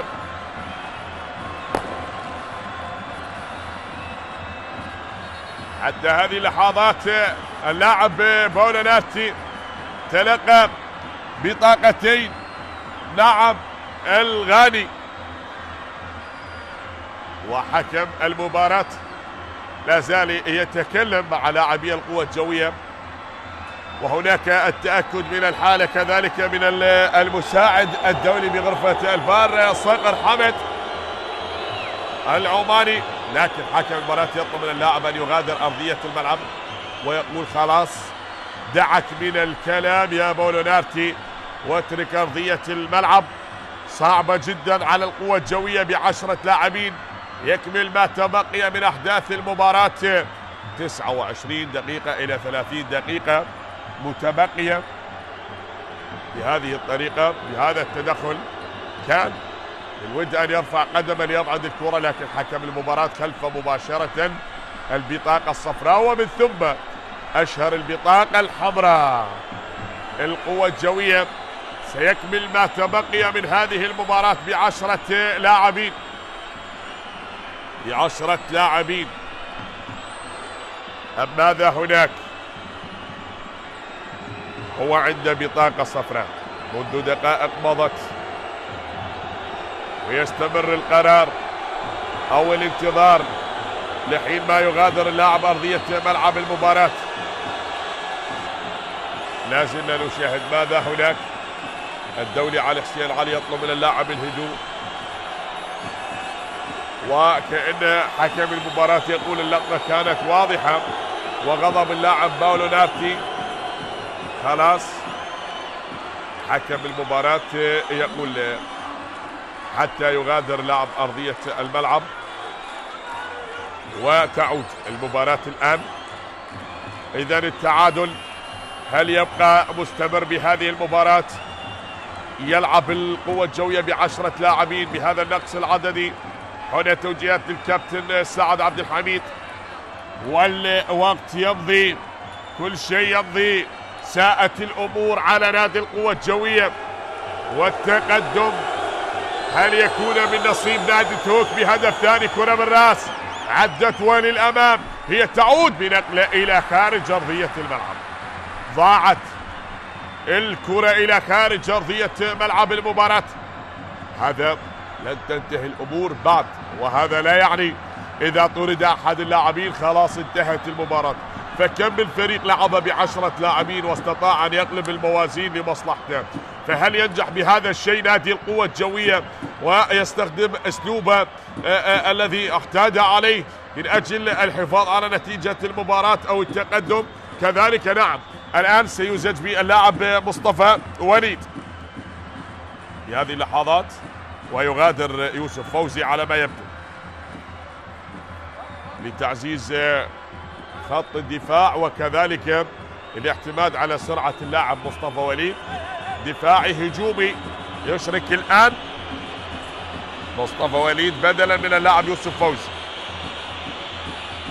نتابع يوسف فوزي يغادر أرضية ملعب المباراة، ومصطفى وليد هو من يشترك الآن. مصطفى وليد بدلا من اللاعب يوسف فوزي، ولا زلنا نتابع أحبتي. التعادل مستمر، والتغيير لنادي القوة الجوية. الركنية الآن لمصلحة نادي توك، ثابتة لتوك. بيار على التنفيذ، ملعوبة الكرة، هنا الارتقاء بالراس تتخلص وتعود بنقلة طويلة مضت إلى داخل منطقة الجزاء، بل تعود مرة أخرى كريم، وتأتي العرضية هنا الراسية إلى خارج أرضية الملعب. كرة غادرت أرضية ملعب المباراة. هي تغادر أرضية ملعب المباراة. سلامة اللاعب مصطفى. تدخل باللقطة الماضية محمد صلاح والكلام مع حكم المباراة. حتى هذه اللحظات كل شيء يمضي بالمباراة، وأحبتي كما تشاهدون التعادل مستمر. القوة الجوية استطاع أن يعيد وضعه في الشوط الثاني في بداية الشوط الثاني وعدل نتيجة المباراة، لكن بعد دقائق مضت ساءت الأمور واستطاع اللاعب زاكري أن يحرج المدافع مولونارتي حتى تسبب بطرد اللاعب مولونارتي وطرد من المباراة. هذا هو حكم المباراة أحمد الكاف الحكم العماني. أكيد غيابات دائما تكون مؤثرة، وعندك أبرز الغيابات على صفوف نادي القوة الجوية صابر صبحي، وكذلك صفاء هادي، هذه من أبرز الغيابات. الإصابات محمد قاسم صيف. والكرة وصلت هنا التقدم مرة أخرى. كرة بالراس تتخلص، تعود مرة أخرى. هناك عند دفاعات نادي دهوك لموسيس لوكاس، ونقلة أكو بوسط ملعب المباراة وتقدم لتعود عند الحارس علي كاظم. من علي كاظم، هذا مارلون هو الذي حاول مارلون التقدم بالكرة الماضية، لكن عادت محمد جواد حاول أن يتقدم من محمد جواد، وبتلك النقلة التي وصلت من محمد وعدت لمصلحة نادي توك. تترك توك، هذا حسن عماد، يلعب حسن عماد، وعادت الآن سعد عبد الأمير. خطأ بوسط ملعب المباراة، خطأ على اللاعب أكو زير. ولا زلنا نشاهد بهذه الأجواء الجميلة وهذه اللقطة الرائعة. نعم، مخرج المباراة يعطينا صورة للجمهور ومن خلفهم القمر، والكرة تصل الآن بهذه الأمسية الجميلة من سماء توك. وصلت الكرة، عدت هنا بالراس لتعود مرة أخرى سعد عبد الأمير، والتقدم بتصويبه. هناك صافرة وراية، راية المساعد والتسلل باللقطة الماضية. هناك تسلل في مباراة. نعم، الطرفين يبحثون عن حجز المقعد الأول في مباراة النهائية لبطولة كأس العراق. هنا التقدم وهنا التدخل. هنا بهذه اللحظات يحاول هارون، لكن عادت من حسن لزاكري. زاكري يحاول أن يعدي وبراسية من مارلون، لكن التقدم تعود من سعد عبد الأمير.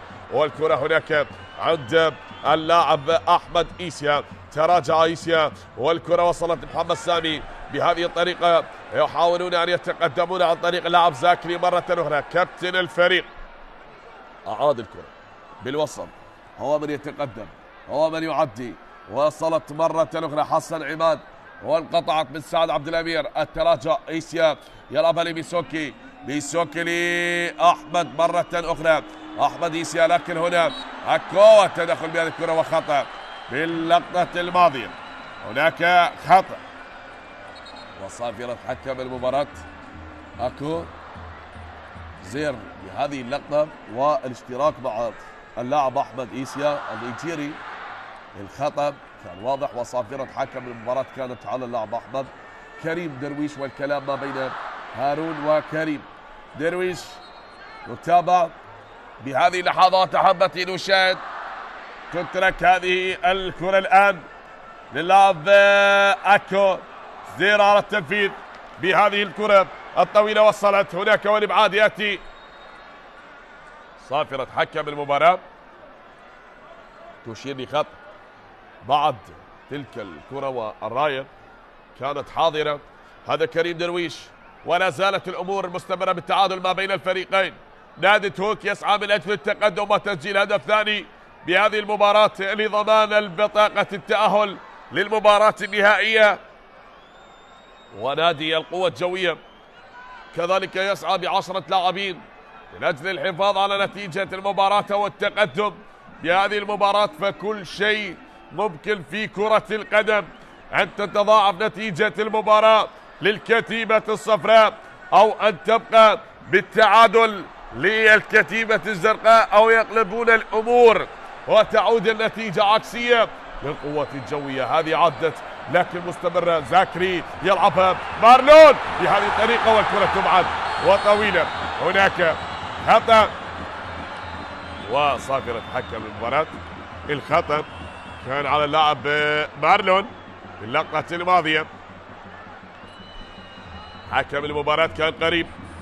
شاهد بهذه الإعادة، هذه العرضية هو بتلك اللقطة وبتلك الكرة التي وصلت كان متسلل، وكذلك كان يطالب حكم المباراة باحتساب خطأ أو ركلة جزاء، لكن حكم المباراة كان قريب جدا من تلك الحالة. كريم درويش يشاهد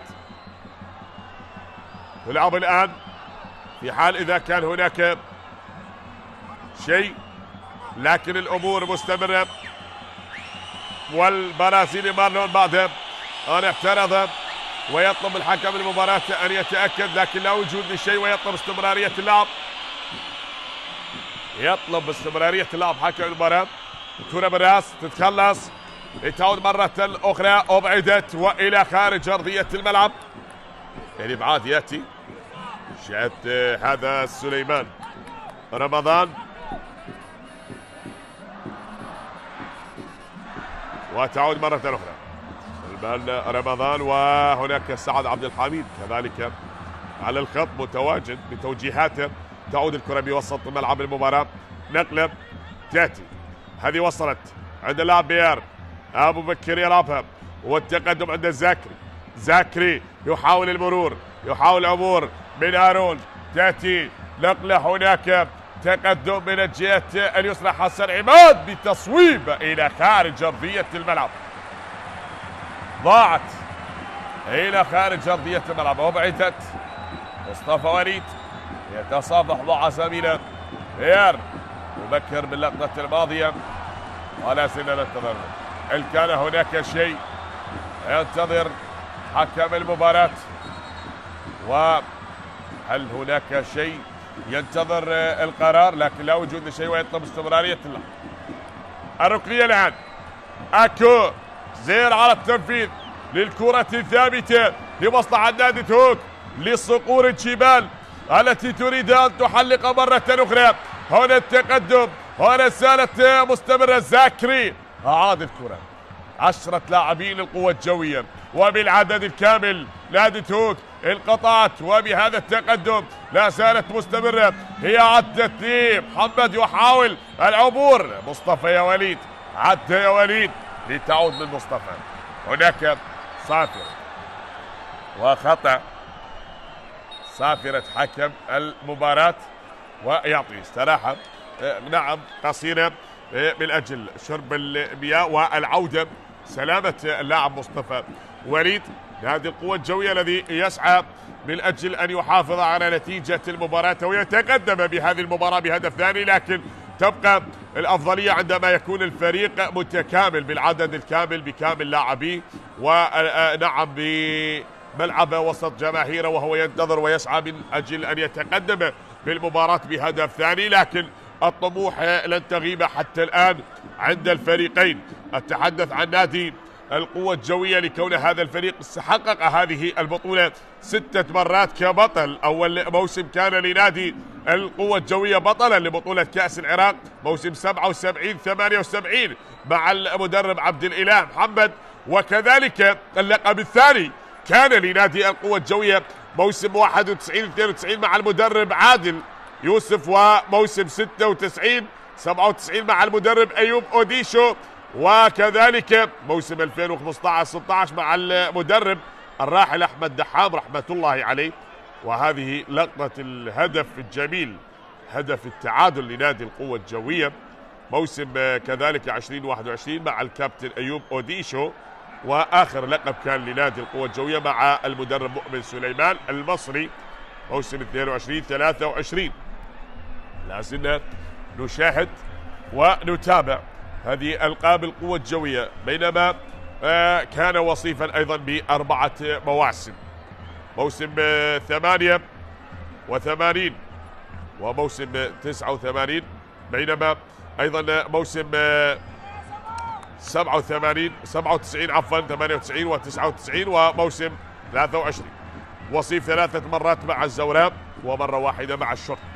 هذه عدت التقدم هنا للأمام، ملعوب الكرة وبالراس تتخلص، تعود ونقلة أمامية، استمرت كل الأمور والإبعاد يأتي من حمود مشعان، أبعد الكرة حمود مشعان، ولا زالت المباراة مستمرة حتى الآن بالتعادل يا حمود مشعان. 1 توك 1 القوة الجوية. صقور الجبال يحاولون أن يحتلوا الجبال مرة أخرى ويصلوا إلى القمة بهدف ثاني، لكن هنا التقدم محمد سامي عد مر بالكرة ويطالب حكم المباراة، لكن حكم المباراة قريب ويقول انهض. حكم المباراة يقول انهض. هو كان قريب وينظر ويشاهد ويقول لا يا محمد انهض، فعيني عليك يا محمد سامي، وأنا كنت الأقرب. شاهد ابتعد المدافع موسيس لوكاس، وحكم المباراة كان أيضا خلفه يشاهد الحالة، ومحمد أيضا كان فيها لقطة من التمثيل اللاعب، وحكم المباراة لن يحتسب أي شيء بهذه الإشارة. يقول اترك الكلام، فأنا من ينظر ومن يشاهد الحالة باللقطة الماضية حتى وصلت الآن.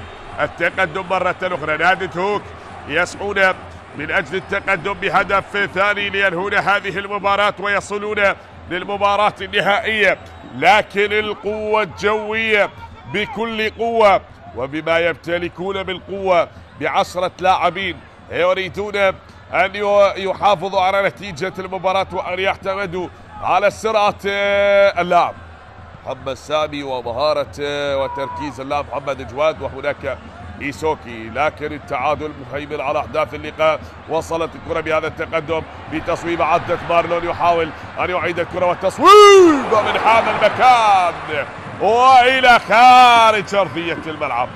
يا هارون سدد بقوة هارون، والكرة إلى خارج أرضية الملعب. يا هارون ذهبت بعيدة. شاهد حسن عماد الذي حاول وأوصل الكرة إلى مارلون، ومارلون أعاد هذه الكرة إلى اللاعب هارون من خارج منطقة 18، سدد بقوة وإلى خارج أرضية ملعب المباراة. ذهبت بعيدة إلى خارج أرضية الملعب. حتى هذه اللحظات ولا زالت الأمور مستمرة بالتعادل ما بين الفريقين، والكرة لتصل مرة أخرى. عادت هنا الإبعاد يأتي وإلى خارج أرضية ملعب المباراة.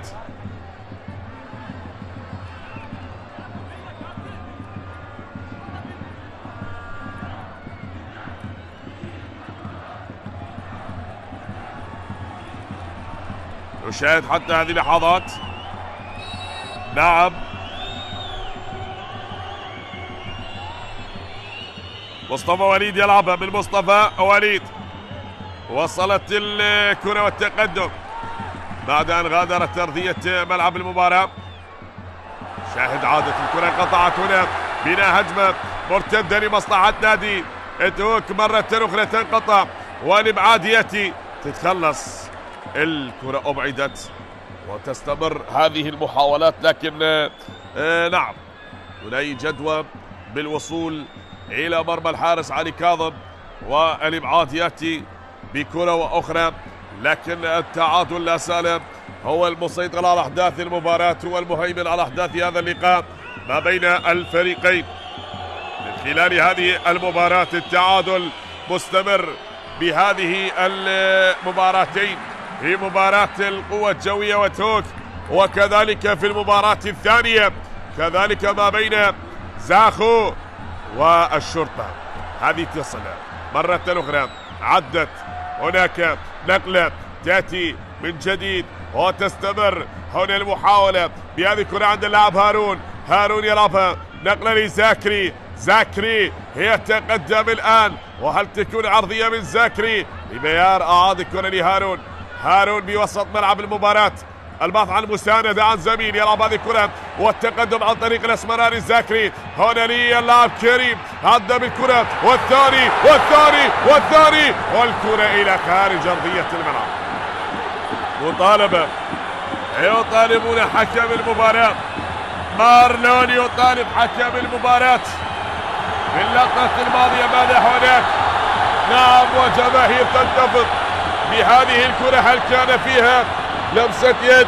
هل كانت فيها ضربة جزاء أم ماذا هناك؟ يطالبون حكم المباراة. هذه كرة اللاعب كريم درويش ومارلون باللقطة الماضية. هل الكرة وصلت ليد اللاعب زيد أم لا؟ بعد أن غادرت أرضية الملعب وكانوا يطالبون حكم المباراة، وحكم المباراة يقول أنا من يشاهد وأنا من يحكم، والكرة كانت مخفية. نعم، أحيانا تكون هناك كرة تبحث عن يد ويد تبحث عن كرة، وعلى ما يبدو حكم المباراة يريد أن يشير ويقول للاعبين الكرة كانت مخفية والكرة هي التي كانت تبحث عن يد، وهذه مخالفة ولا شيء. مارلون ترك أرضية الملعب، مارلون يترك أرضية ملعب المباراة ويشترك اللاعب إبراهيم غازي.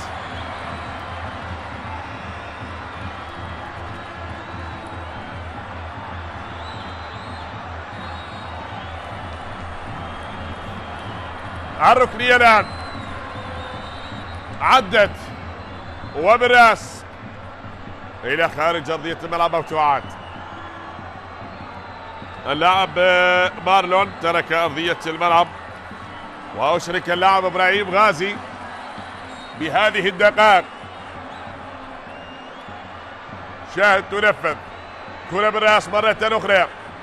نعم، هي معركة ما بين صقور العراق، صقور بغداد وصقور الشمال، صقور الجبال وصقور القوى الجوية، لكن اعتادت الصقور بأن تحلق عاليا وبعيدا في المناسبات وفي المنافسات الكبيرة.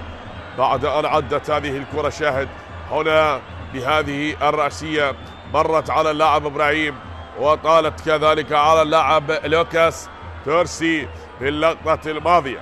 المدافع البرازيلي سلامة الحارس علي كاظم يشكو علي كاظم بعد ذلك التدخل. هنا هذه اللوحة الجميلة، هذه اللوحة لهذه الجماهير المتواجدة التي تملأ مدرجات ملعب دهوك بهذا الحضور الرائع والمميز لكل الجماهير المتواجدة بندية هذا اللقاء. ومن خلال أحداث هذه المباراة نتابع أحبتي بعد أن ترك أرضية الملعب اللاعب مارلون في اللقطة الماضية.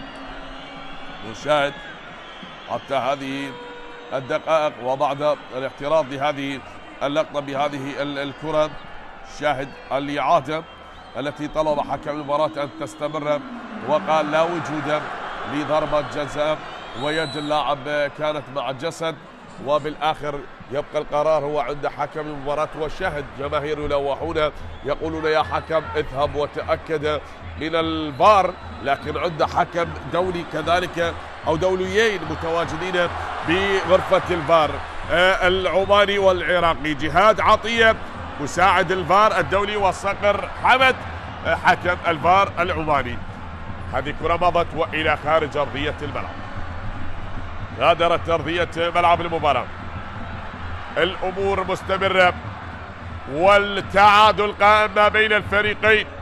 هي لتصل الآن، هي عدت بالتصويبة هنا بنقلة تعود مرة أخرى، وهنا العرضية القوة الجوية ب10 لاعبين يريد أن يكمل أحداث المباراة، وتصويبة بعيدة إلى خارج أرضية الملعب، ذهبت إلى خارج أرضية ملعب المباراة، عدت وذهبت بعيدة.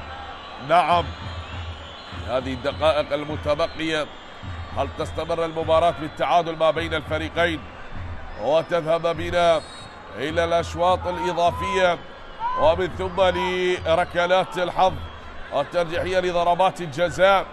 نتابع ونشاهد أدق تفاصيل هذه المباراة في كل دقيقة. لا تخفى الخطورة بل حاضرة بهذه المباراة، تكون مرة للقوة الجوية وتارة تعود لصاحب الأرض لنادي هوك، الفريق الذي تقدم في الدقيقة 16 من أحداث المباراة، وعاد نادي القوة الجوية وعدل نتيجة المباراة في الدقيقة 48 من أحداث هذه المباراة، ومستمرة حتى طرد اللاعب مورنارتي في كذلك الدقيقة 60 أو الدقيقة 61 من المباراة. هذه وصلت الآن، عدت بوسط ملعب المباراة لمحمد سامي، من محمد سامي يلعبها والتقدم هنا لسعد عبد الأمير، يحاول لمصطفى وليد، من مصطفى أعاد الكرة بمنتصف الملعب. سعد عبد الأمير كابتن الفريق يعيد الكرة مرة أخرى، لكن هنا بخطأ من سعد تنقطع الكرة والمحاولة من إبراهيم، لكن وين؟ إلى خارج أرضية الملعب. عند دخول إبراهيم غازي ويحاول أن يتقدم وأن يقود فريقه بهدف ثاني بعد أن غادر اللاعب مارلون أرضية الملعب. زنجبي اللاعب إبراهيم غازي ليكون لاعب بديل. هذه كرة تصل مرة أخرى، هناك بمحاولة تستمر، والتقدم لابد أن يكون حاضرا في المباراة. هل يكون للقوة الجوية أم يكون لصاحب الأرض؟ زكري يحاول أن يتقدم، تأتي العرضية والراسية هنا، ولكن علي كاظم يتألق. علي كاظم يتألق في اللقطة الماضية ويتمكن من التصدي. شاهد زكري بهذا المرور وبعد هذه العرضية الجميلة وتلك الراسية التي كادت أن تزور الشباك مرة أخرى من هذا اللاعب، نعم من إبراهيم، اللاعب اللي مثل نادي الزوراء والحدود ونوروز. وتلك الكرة التي عادت انتقل لنادي هوك. اللاعب إبراهيم كان قريب، المحاولات الخطيرة المستمرة ما بين لاعبي الفريقين، وتصل مرة أخرى هنا بالتقدم لتعود مرة ثانية، تستمر. زكري خطير، زكري خطير، الثاني خطير،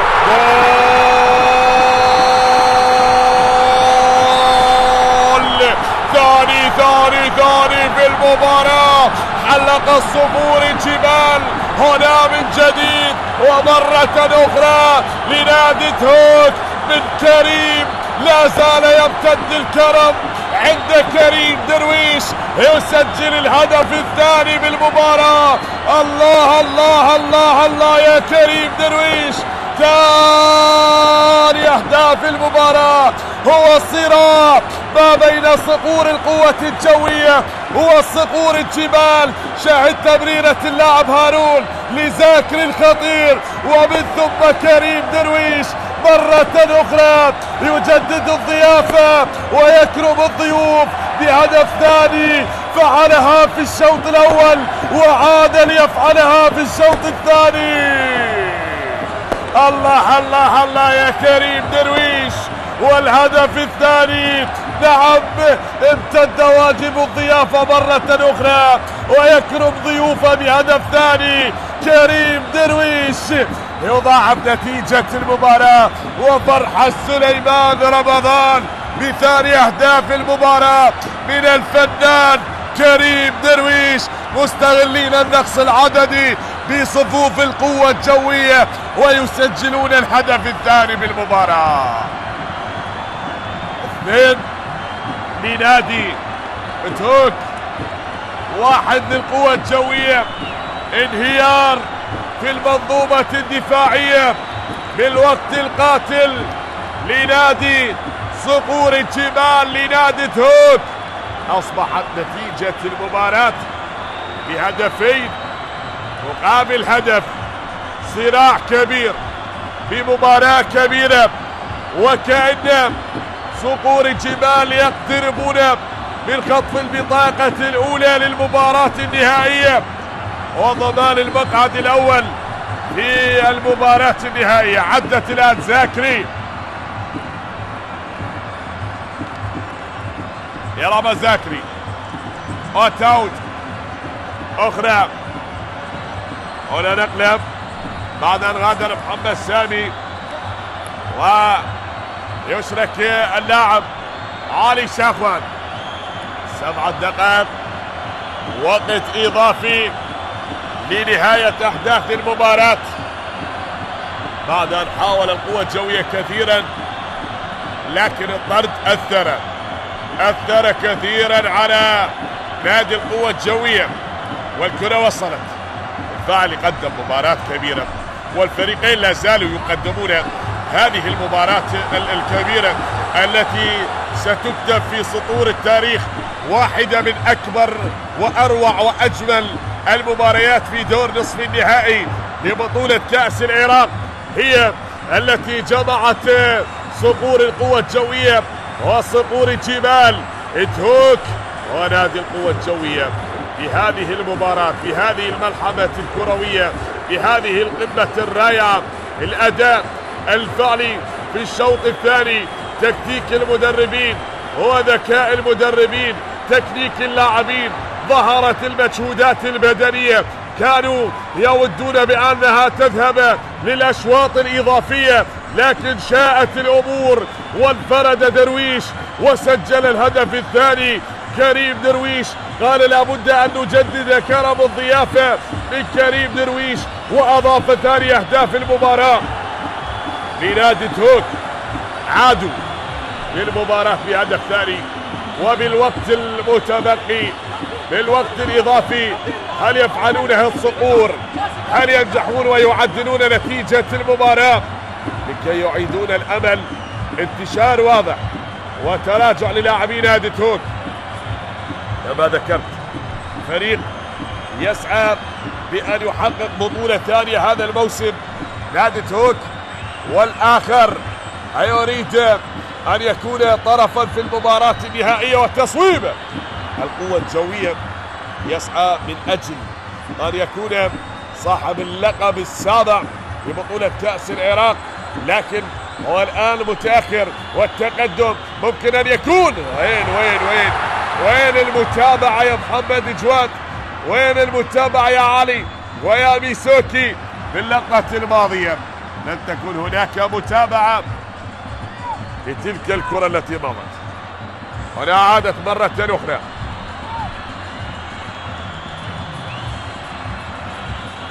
علي شاخوان يلعب وكرة بالراس، ارتدت من كريم وعادت لزاكري الخطير.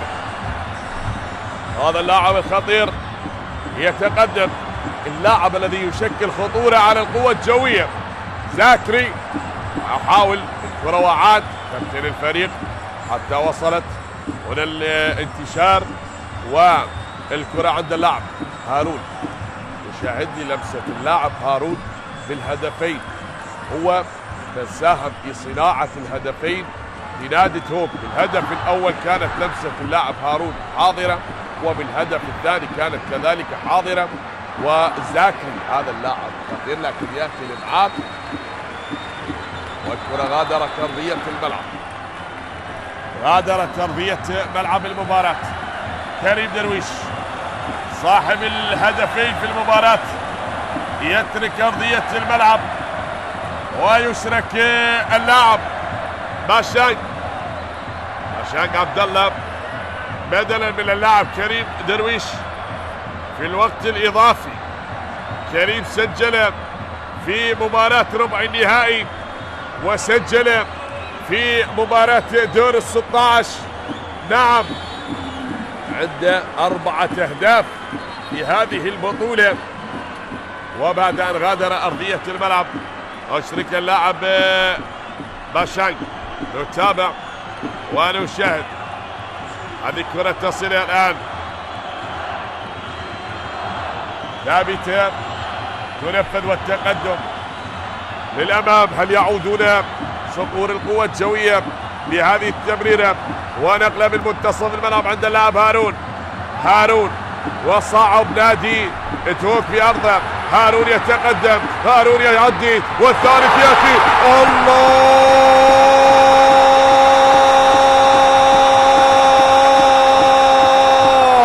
هارون هارون هارون، كأنه يقول أين تذهبون؟ هنا هارون يسجل الهدف الثالث، يعيد سيناريو مباراة ربع النهائي. هارون بالوقت القاتل، أين يا هارون؟ أين يا هارون؟ الهدف الثالث. هنا انهيار بالمنظومة الدفاعية أمام اللاعب هارون أحمد. شاهد التقدم، هنا المرور كيف عدى وكيف مر. هو عدى، هو تقدم، هو سجل، هو وقع، هو يبصم على الشباك بهدف ثالث. هذا هارون، نعم لا يتهاون ويسجل الهدف الثالث. هارون ينهي الأمور ليقول اتهوك اتهوك اتهوك صخور الجبال في المباراة النهائية. الله الله الله يا هارون، الله يا هارون، هدف ثالث في المباراة. وهارون أحمد يعلن رسميا بأن توك هو من يخطف البطاقة الأولى، وهو من يصل للمباراة النهائية بثالث أهداف المباراة. 3-1.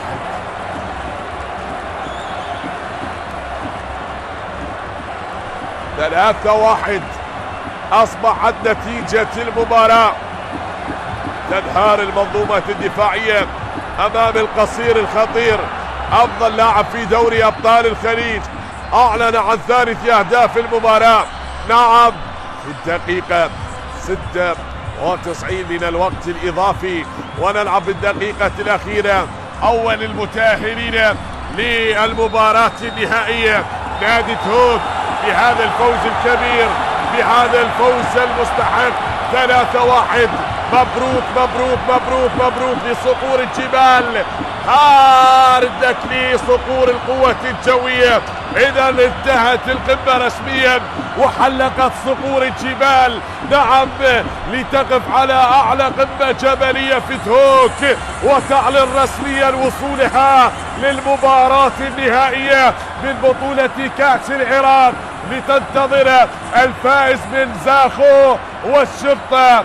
فهل سيذهب لقب البطولة إلى العاصمة أم سيبقى في شمالنا الحبيب في إقليم كردستان العراق بعد فوز توك ب3 أهداف مقابل هدف؟ مبارك لنادي توك وهارد لك لنادي القوى الجوية. تقبلوا تحياتي معلق المباراة حسين الساعدي، والسلام عليكم ورحمة الله وبركاته.